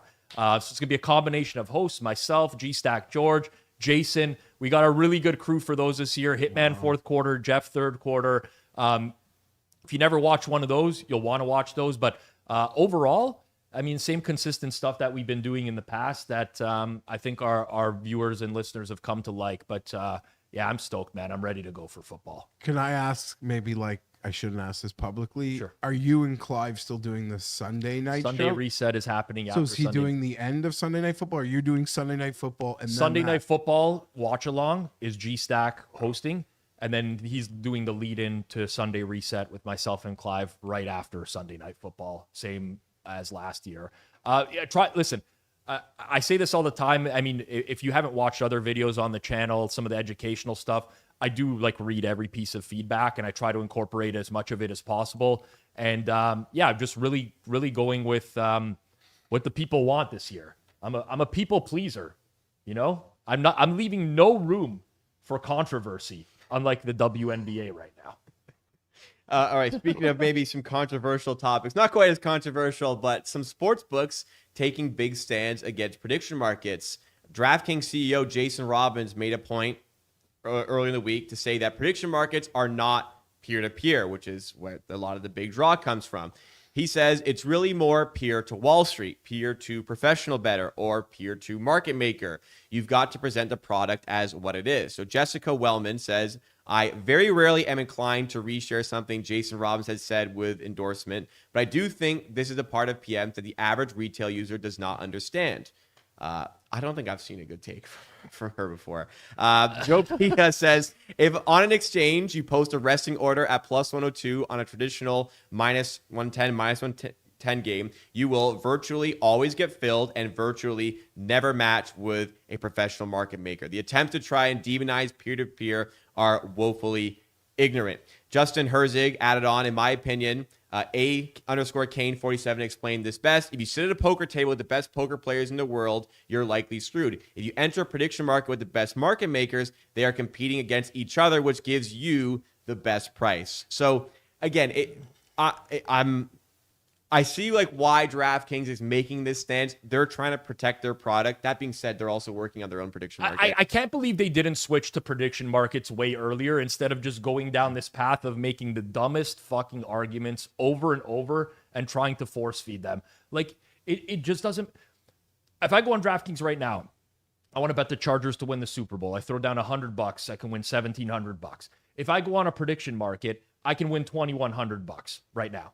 I don't give a fuck who the counterparty is. I give a shit that I can get another $400 at the end of the year on the Chargers. Like, how does this not make sense to people, first and foremost? But also, like, just because you have market makers doesn't mean it's not peer-to-peer. Like, do you know how the stock market works? Like, StubHub has market makers in some sense as well. I would never say, oh, don't go buy tickets on...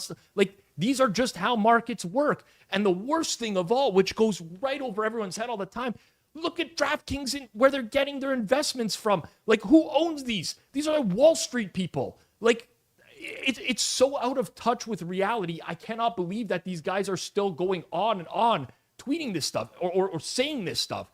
I mean, I get you have to at this point. It's you got to save your company. You report to a board of directors. You have shareholders and whatever. But it's bordering on absurd. And one other thing about prediction markets as well, and the competition and all these market makers, this is so good for bettors that there are this many market makers because they all have to compete with each other on price, all of them.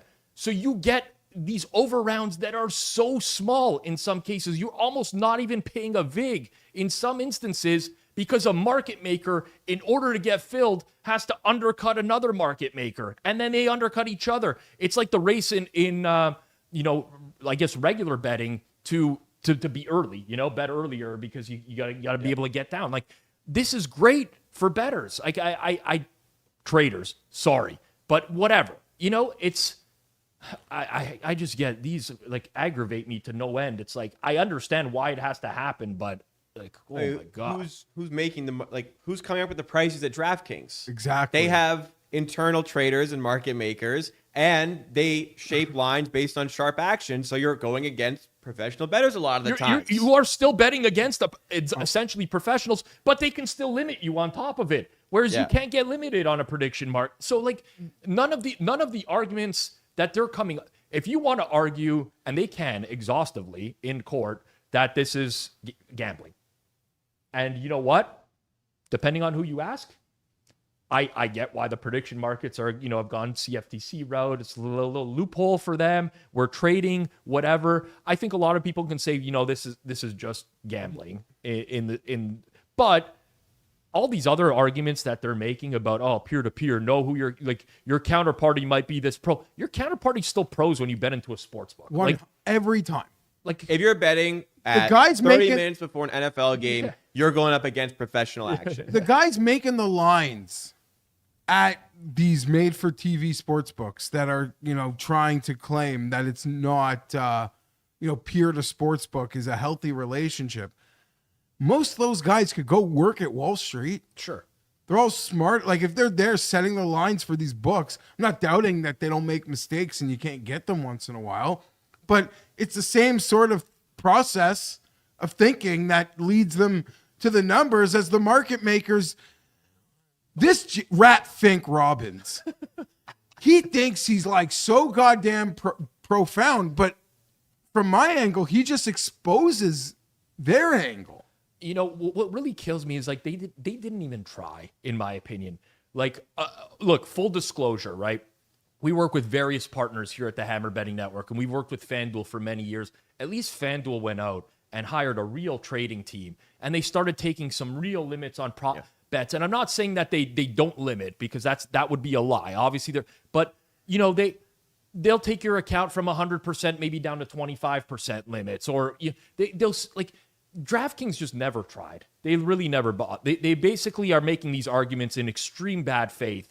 as if you can just go and bet whatever you want there, and you can't. You show any sign of winning and you're out the door. And you should really question that if you're a DraftKings user as well. If you're still allowed to bet there, it's probably not a great sign for you. But yeah, Robbins, I mean, Kalish and Robbins, that combo is like, it's got to be one of the worst combos in history, man. I just can't get over how bad some of the stuff they say is. On to our final main topic on the show. We had quite a few tweets from Brian Bonito, which at first I thought was just hilariously like stupid, but then he kept on doubling and tripling down, and it felt like more of a way to just rage bait and get eyes on his account more than anything. So he is a pick seller. He goes by @SharpEdgeLV on Twitter. He said, here's the math nobody talks about. Betting 10 games a day at 55% is 5.5 wins and 4.5 losses. After juice, you're barely profitable. Not to mention the ups and downs of hanging on every result of every game every single day. That's no way to live. Get better, bet fewer games, enjoy it more. The bettors betting 10 games a night need 6 wins just to profit. The better betting 1 game a night needs 1 to win. Which pressure would you rather play under? Volume is the enemy of clarity. Clarity is the enemy of losing. So obviously this is just stupid, and we can get into that in just a second here. But my former co-host on the Board YouTube channel, which is our Hammer's former NBA content division, you still see him sometimes in the Hammer Daily. Pips NBA, who runs his company Props Badness, very, very good player prop better. He says, seems like we've got a new sports betting guru. Sarcastic. This is wrong on so many levels, and it's already on 300 likes. 1, the better betting 1 game a night needs 1 to win. No one can just go 1 of 1 every single night, so betting that 1 game is incredibly stupid. The better betting 10 games a night needs 6 to win just to profit. So he can lose 4 out of 10 and still make a profit. Though hitting 60% on -110 is close to impossible, 55% would be more than enough. You should try to place as many bets with an edge as possible every single night. And he provides the math. Better A, 10 bets a night at 55%. 300 bets a month at $100 is $1,500 of profit. Better B, 1 bet a night at 60%, which nobody hits 60%. 30 bets, $430 of profit. The guy with the lower hit rate makes 3 times more because of the volume. Which pressure would you rather play under? Volume is the enemy of clarity. Clarity, enemy of losing. Chat GPT Guru 101. So this guy, Brian Bonita, replied, I appreciate you reposting me. I disagree with your strategy. I don't bet probability. I bet exact math. But if what you're doing makes you money, then keep rolling with it. Be well. So Pips got really mad there. What are probabilities, Brian? Astrology? Seems like you're betting on meth, not math. And then we got a couple shots here at He Hate Me 2_0.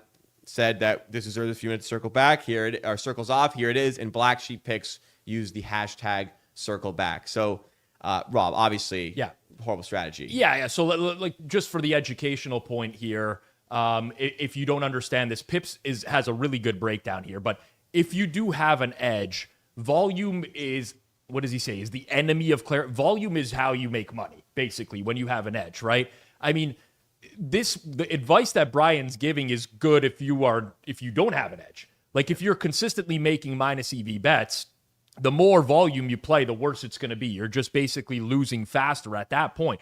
But if you actually do have an edge and you win, you're trying to seek as much volume as possible. You're trying to look for as many edges as possible because at the end of the day, the name of the game is making money. This is like the classic Zilbert situation where he talks about his record. And it's like, great, Zilbert, you got a record. I mean, I don't know what his record is this year, but I believe he's down on the year overall, as I was covered on Hammer Daily last week. But if he says something like, I'm up 4 units on the year, who gives a shit? Imagine spending a whole year handicapping to be up 4 units. Like, find some volume, my man. Like, get some more plays. And that's simply the way that it works.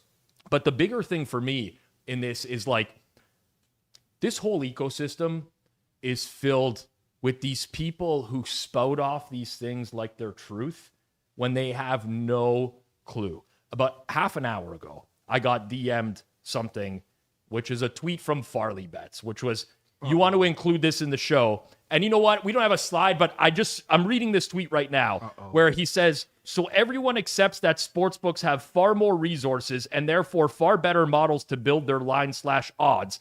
And then he keeps going on about Who accepts this? no one. Who accepts this? Who are the people that accept? They obviously don't have more resources. This is why they don't hire trading teams. 95% of these sports books don't even take real money. They just limit anyone who wins. They don't have better models. They Are just you copy kidding? other sites' lines and limit people. All right? the Isn't that the guys, game? all the guys who work for sportsbooks who have an edge, they leave. Like Shipper and Jay Croucher, they move on because they can make way more money elsewhere. Like these people spout this shit, like this nonsense, like it's truth.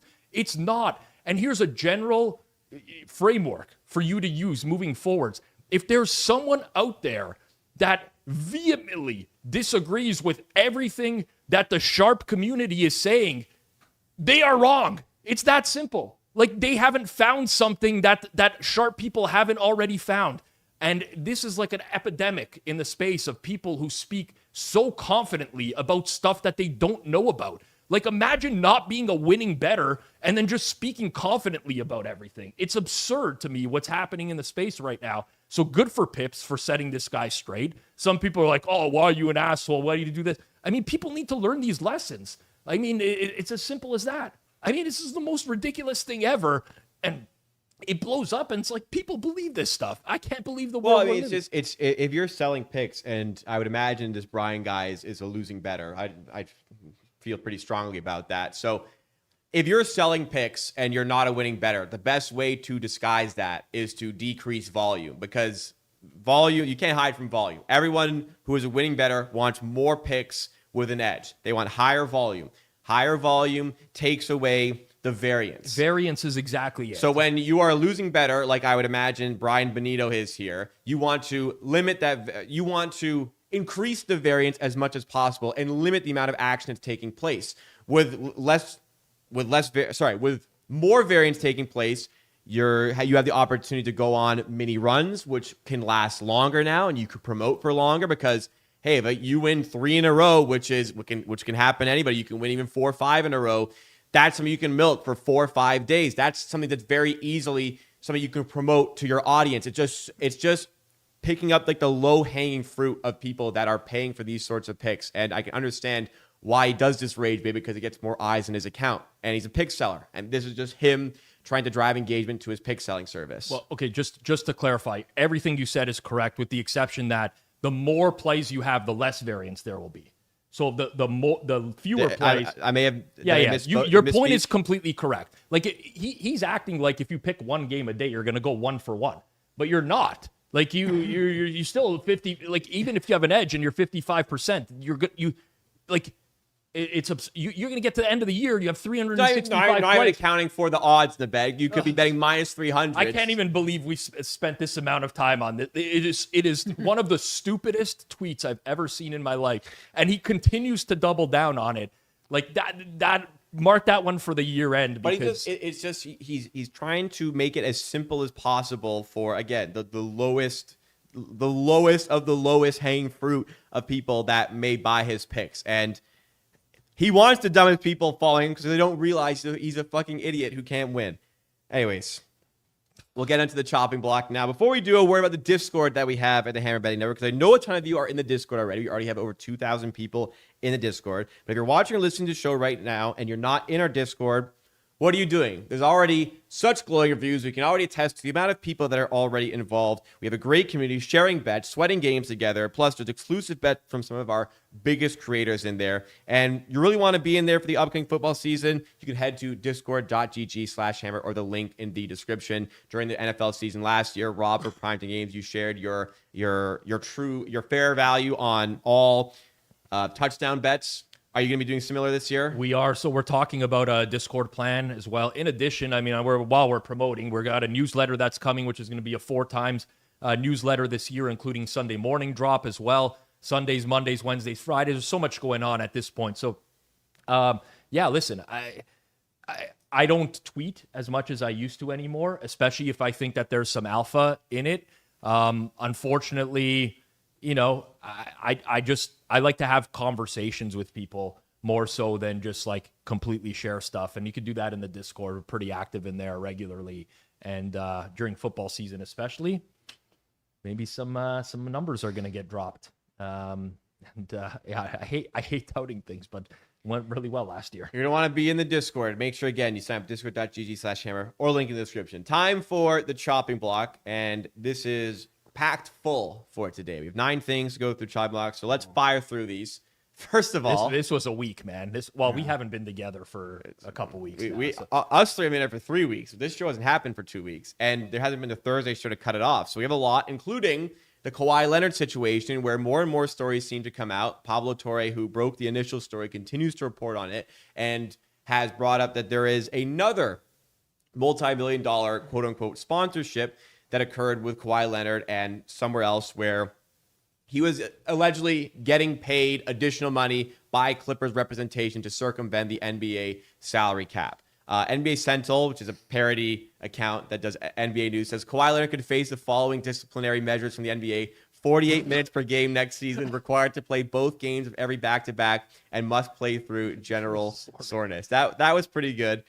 This saga is like pretty annoying to me as someone who who does Raptors content. That's what I do on the side of the Hammer content. So I get asked a lot about this, and it's just annoying because there's no new information. We have all the information, but then a story gets recycled from 2 weeks ago and painted as this brand new development that whoa, shockwave sent through this saga. This completely changed. It's the exact same. I'm going to reaffirm my stance. This trade is going to go through at some point.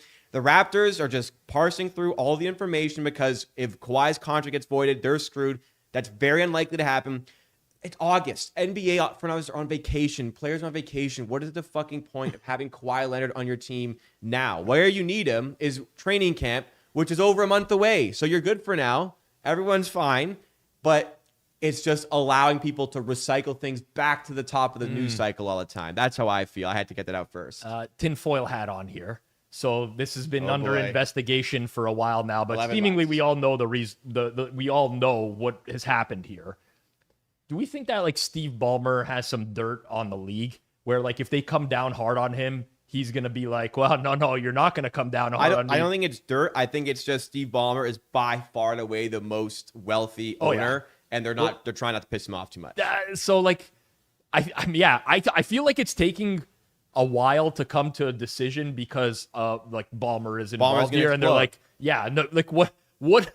what is the maximum punishment we could give without him going berserk, basically? Yes. And I think when it's announced, I don't think it's going to be as bad as a lot of people have speculated. Just might be like a couple of first-round picks, a heavy fine, which he'll just empty his pocket and say, here, that's probably twice as much. Just have it. It's almost like the league has been waiting for a moment where there's just something so crazy happening that they could just put this in the news cycle and hope.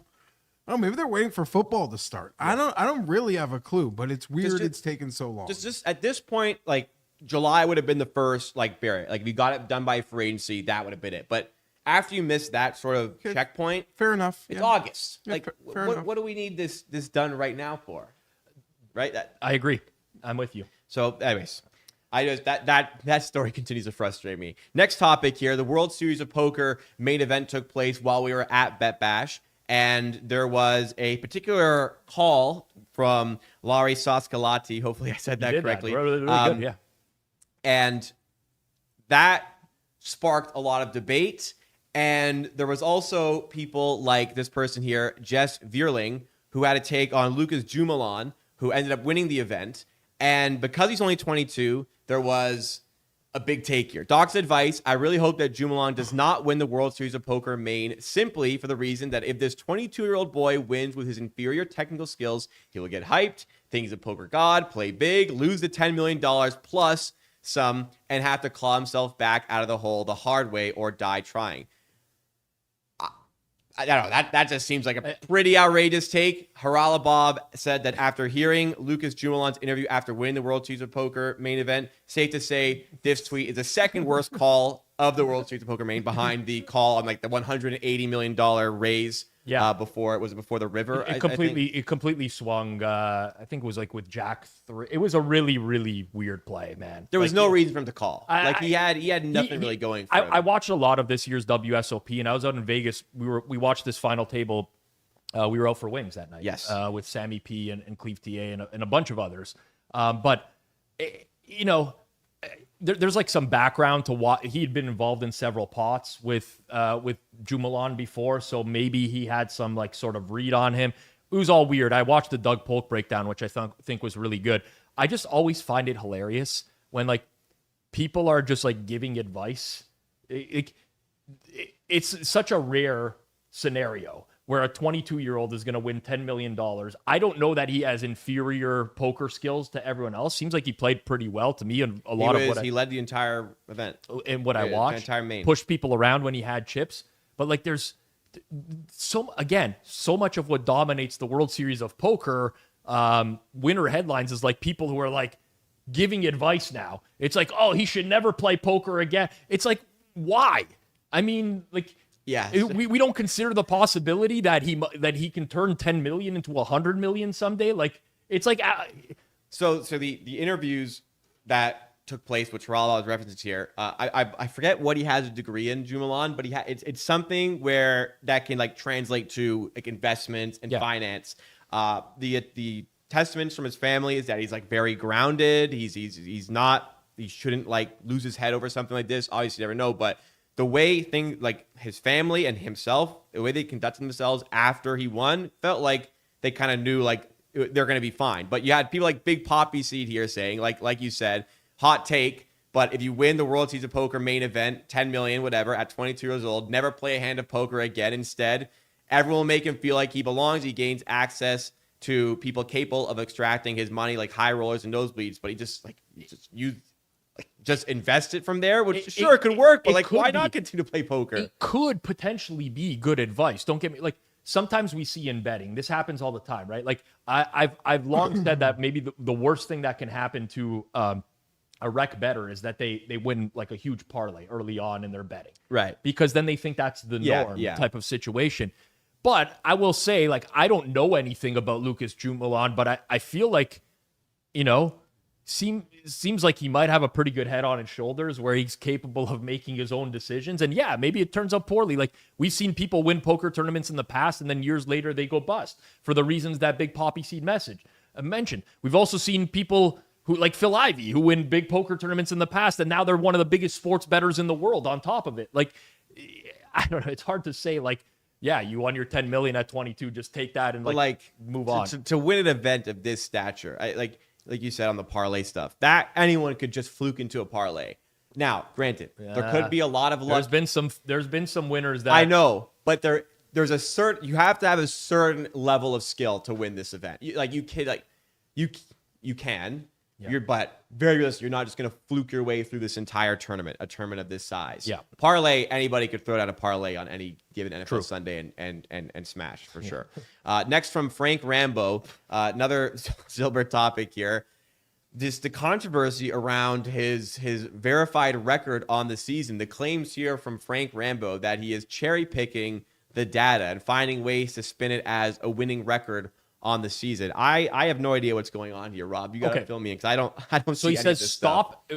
Rob Pizzola, Takes by Jay, Hammer HQ, stop enabling this complete scumbag. We had Matt Zilbert on Hammer Daily.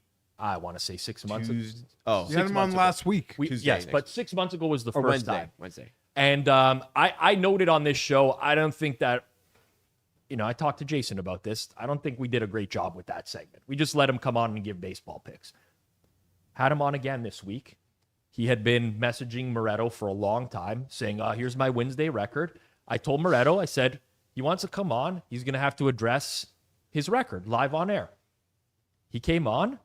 Jason did a fantastic job.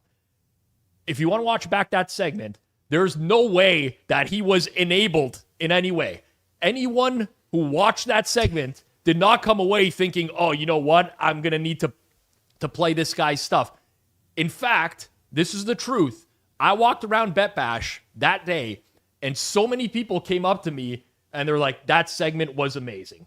Really, really good job. I was stunned. I was chatting with Shipper at one of the events, and he was telling me about how much he enjoyed it. I was like, you're not serious. Jeff came up to me earlier, and he's like, pull up this Zilbert tweet, and I couldn't find it. It's because I have him muted. I suggest everyone on the planet just do the same thing. The people who are enabling Zilbert are the people who interact with him every single day. If he was not still getting interactions, we wouldn't have him on. No one would have. He would just be talking into nobody. I love that. Like, you asked Zilbert about some Texas Rangers game from 2002. He'll give you the whole freaking box score. He's crazy like that. But you ask him, like, for his record, COVID. I'm not sure. Yeah, like, I don't know, man. He you know what? He's a one of a kind, literally, in how he gets on people's nerves. People can't help themselves. They try so hard to not interact. You gotta block or mute and just move on with these accounts that are why are you tracking his stuff? Who fucking cares? They're like, oh, and he's not even selling he's not doing anything. He's not.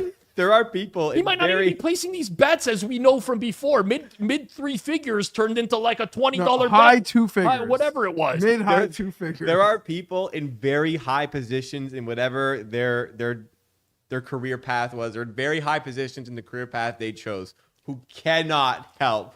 They can't follow my co-host on Sunday, Clive. He's always dropping. Cannot help himself. He's like, can you believe this guy? I'm like, yes, I can. This is how he's been. Playmaker Dave, very high. Dave, I think just does it as a shit disturber, by but to nature. even give it like the time of day like that is because I think Dave truly finds it hilarious and he wants more of it in his life. That's my personal belief. But regardless, just stop interacting with him as a whole. We'll never have him on again. You just you disappear into thin air like a fucking fart in the wind, which is basically what he is at this point, but you just keep interacting. Next up, Hall of Fame game took $78,000 in player prop volume just on Calcio alone with 24 hours to go before the game. Cody Main says, 2019 me couldn't have imagined this. I mean, you can even 2025 me would have found this hard to believe. I agree. Even a year ago, I mean, we have seen a pretty big growth. And there are a lot of opportunities available. Like I said, when I was at BetBash, man, there are some real crushers out there right now. And targeting all sorts of markets. And that's one of the best things about it. We're seeing new markets being posted for sports. I know ProphetX has all sorts of plans during football season to post unique football markets as well. This is just the flippening, I guess. It's happening in real time. And it might not be like that forever, like I said, but there's a lot of regulatory hurdles and lawsuits that are happening in New York and there's a lot. But I think if you are a existing better and haven't tried a prediction market yet, you might be doing yourself a disservice. For the people, for all the conversation I had about this at BetBash, a lot of conversations about prediction markets, everyone kept talking about how fast things are changing and how things continue to change month by month. So if you feel like you missed the boat, you're late to the punch, whatever, this is constantly evolving. The best time to start is now. And if you don't start today, the best time to start is tomorrow. Get involved early. If you do want to get involved and you have the desire to be successful in this and you're hesitant to start, get involved now, because things are constantly changing and this uncertainty is giving people opportunities here. Anyways, next up, another criticism of BetBash from How the Pros Do, though claim that they were at the event. He says, if you want to know how fake BetBash is, I reached out to about 10 people at one point offering all my accounts that are down a ton with zero limits. I was told by 9 they didn't want them. The other never responded. They don't bet people. It's insane. So Tylee Bet says, sounds like people just don't want to work with you. So he replied, buddy, I'm probably one of the few who are as ethical and trustworthy as they come on this forsaken site, and I have more vouchers than money. What do you think, Rob? Do you know this guy? I don't know. I wasn't approached by him. There's definitely, again, like I mentioned, a flippening happens. So this could be for a number of reasons. I'm just going to take this at face value that it's true. There could be many reasons why someone wouldn't want them. One, they might be a legal betting account. So they might actually potentially be a VIP account at a legal book. Not everyone wants to deal with that. It's actually challenging, especially if you're in a different state. Some groups will take those accounts. Some others might not. Could be, he says he has a lot of vouchers, but it could be lack of vouchers. Third is, I notice a lot of these prediction market guys, they don't take accounts. They're just betting on prediction markets, and that's all that they're used to. They don't want a DraftKings or, a Fanatics or whatever. So there's so many reasons that it could happen. I would say if you have great accounts, like if you truly have great accounts and you can't get people to take them, that's a skill issue, in my opinion. That's not the people, like, people there bet. Believe me, people there bet. As a you test to the sportsbook tickets, the casino that week, that's about as much money as you're going to get in a room at a conference as pretty much any conference in the world. Yeah. So I would say that there's probably some sort of skill issue there. And if you can't get people to take your stuff, you should be reflecting on how you're pitching yourself, all sorts of stuff. Because in this space, I mean, people will work with people that they know are scammers. Like, literally, I've seen that happen before because there's a possibility that it'll work out, Who are you reaching out to? Like, yeah. Who the hell are you reaching out to if you actually generally have those guys now? China's never seen an account that he didn't take before. Porter as well. Yeah, like, exactly. Get in touch with Porter. I'm sure you'll find. There's two just off the top of my head. Yeah. If this is a real story, Sure. Which Yeah, maybe not. We don't know. Todd Whitless says, I know for a fact there are several Circa Survivor syndicates who own hundreds of tickets. They can take both sides on Thanksgiving and Christmas, as well as potentially tough weeks. I'm playing my 10 regardless. But just know you're at a disadvantage as a normal player.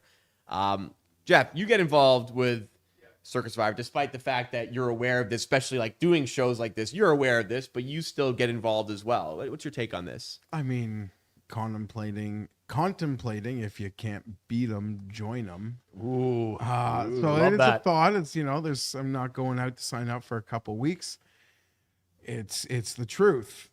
In theory, like, you'd be nice for them to, they set a limit of 10 entries, but there's not much more they can do with that. People are, can talk and roster how they want. I play in like milli makers for major golf tournaments on DFS sites. I know, like, I'm just playing a handful just for shits and giggles, and I know I'm going up against like machines.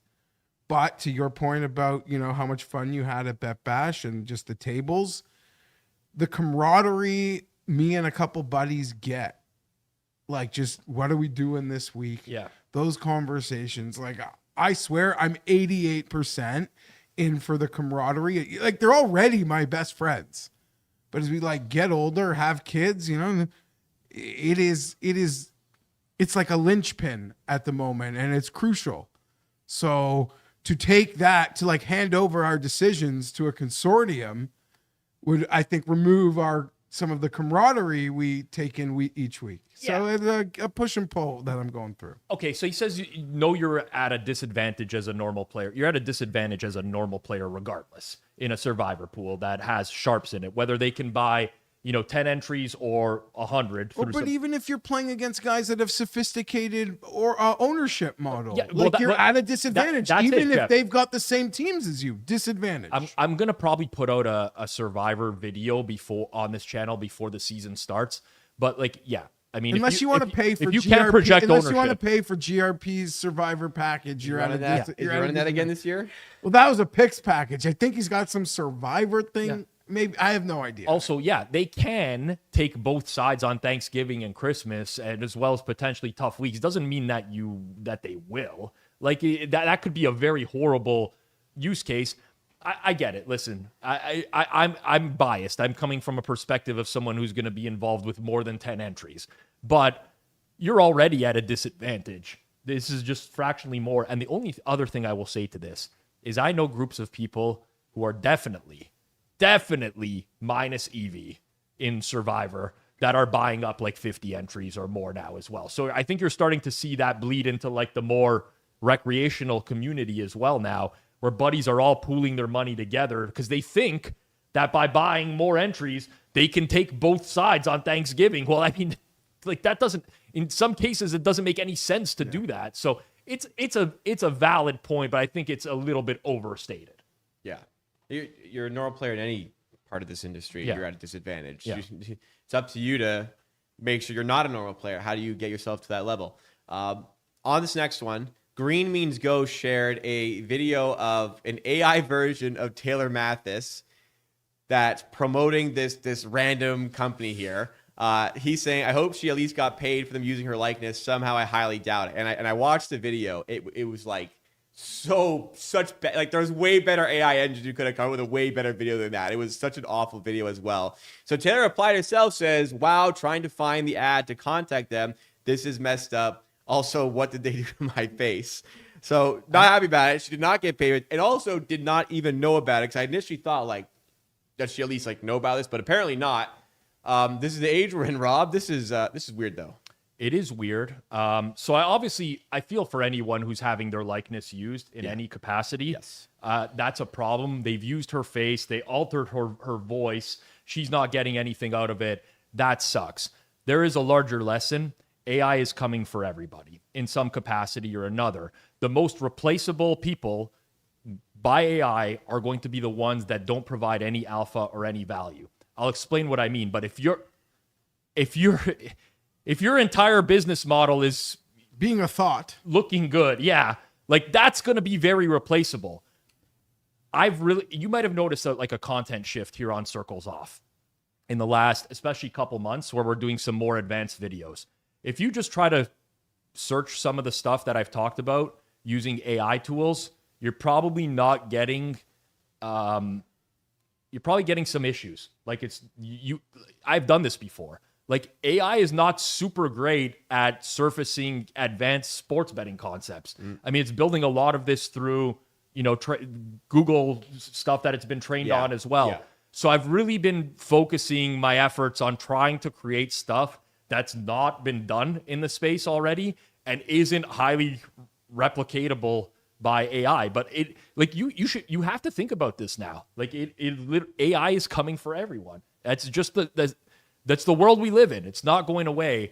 And like I said, I don't want to diminish. I actually do feel sorry for her, because if For sure. if people are taking advantage, it's a really shitty thing to do. But you do have to be conscious of all of this stuff moving forwards.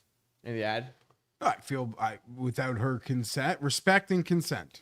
Like Without her consent, you have to feel bad for someone that's happening to. we're not far off from AI, maybe a few years, but AI generated shows where you have three people sitting around a table talking about NFL games that are not people.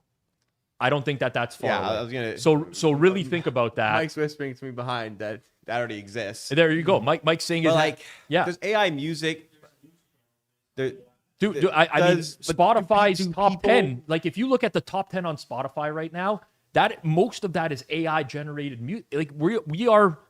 You need to have alpha in what you do, or you are fucked.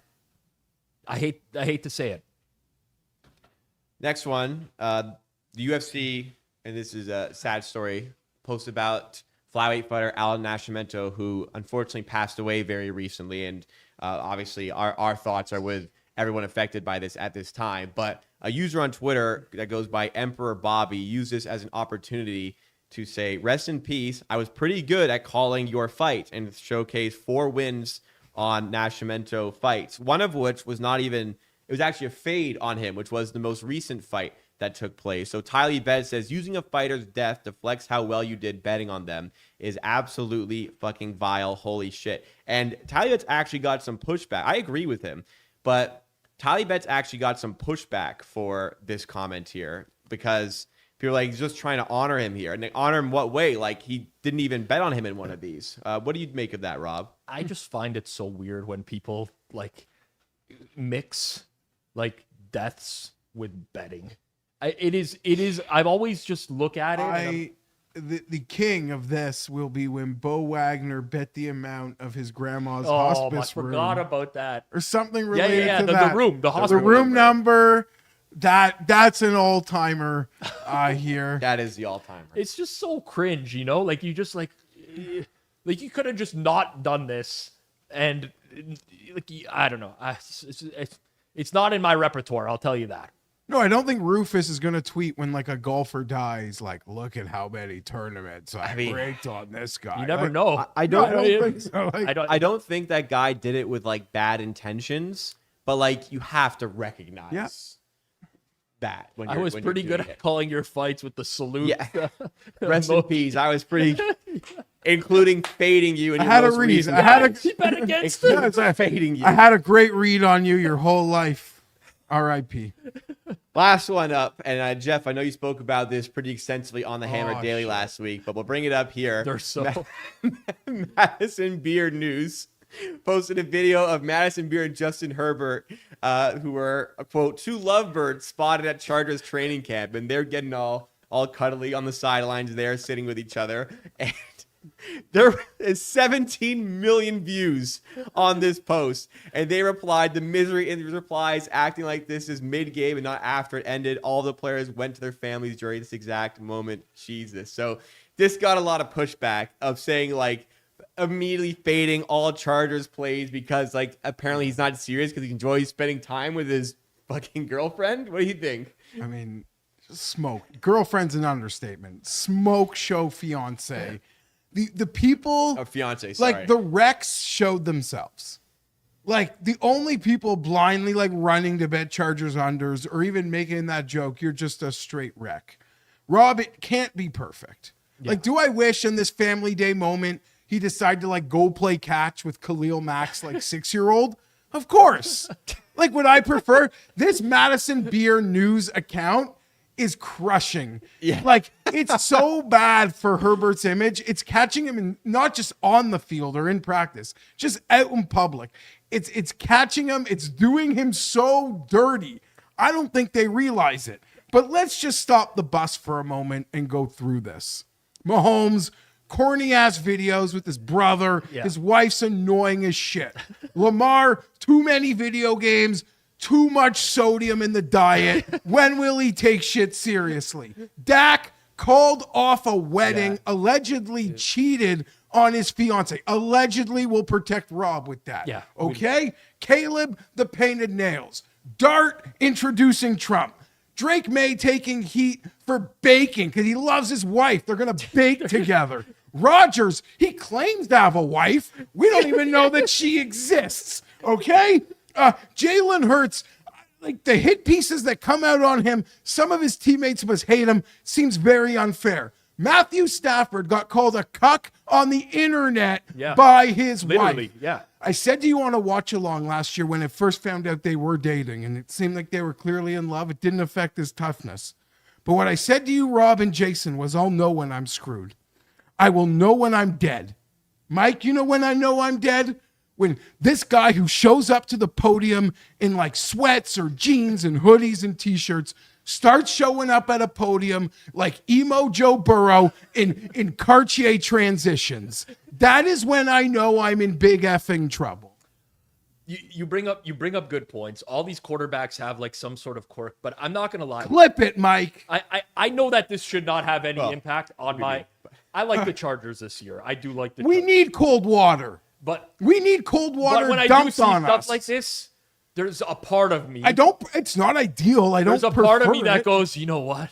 This maybe this could be a thing. A distract. I mean, that's just the way the This brain is going to works. go. This guy likes his fiance. Why is it going to make him worse in football? You know what? Because maybe before they were dating and he was spending more time on football. There's I no guess. chance he's like in more of a puppy love phase than when he first started dating this smoke show. Okay, there's no chance. And in that puppy dog phase, he carried that team on his back, put his body on the line. You bring up we good know points. how this is going to go. The Chargers will lose games you don't think they should lose. They'll blame a clip like this. If the ceiling gets reached, this clip will be like, oh, it just, the love and the home life just put him over the top. That's what he just needed. Confirmation bias your way through any event that happens. with a So football team. I'm trying, like, it was a day of training camp where the team stayed healthy. You're not bringing me down with this video. We're lucky. If you've taken a look at her, we're lucky he shows up to practice. I've taken a few looks at her, Jeff. We're I lucky, can tell you that. We're lucky he shows up to practice. I got to run. But the fact is, I mean, dude, like Justin Herbert he's going to have Jewish babies. That's pretty messed up. Who'd have thought that? I got to run as he continues to to start. I do. we I have gone run over. out the Yeah, door but right we'll now. wrap it here. But I we already wrapped. didn't keep that part short. But yeah, I went through a list of it. You're probably thinking of a quarterback or two I left out. I forgot something about. So I don't know. They all got quirks. The only thing I'd be worried about here is how my friends would text me after this. The group, if I was in a video like this, Yeah. my fucking group chat would just fucking annihilate. I want my quarterback to be like Kirk Cousins, basically, is what there's really no chance of controversy in Kirk Cousins' life. okay. But where's the Chargers have a quarterback lineage that involves faith, family, football. Sure. I see family and football here. Okay. No faith, though. Well, I just mentioned a little faith. All right.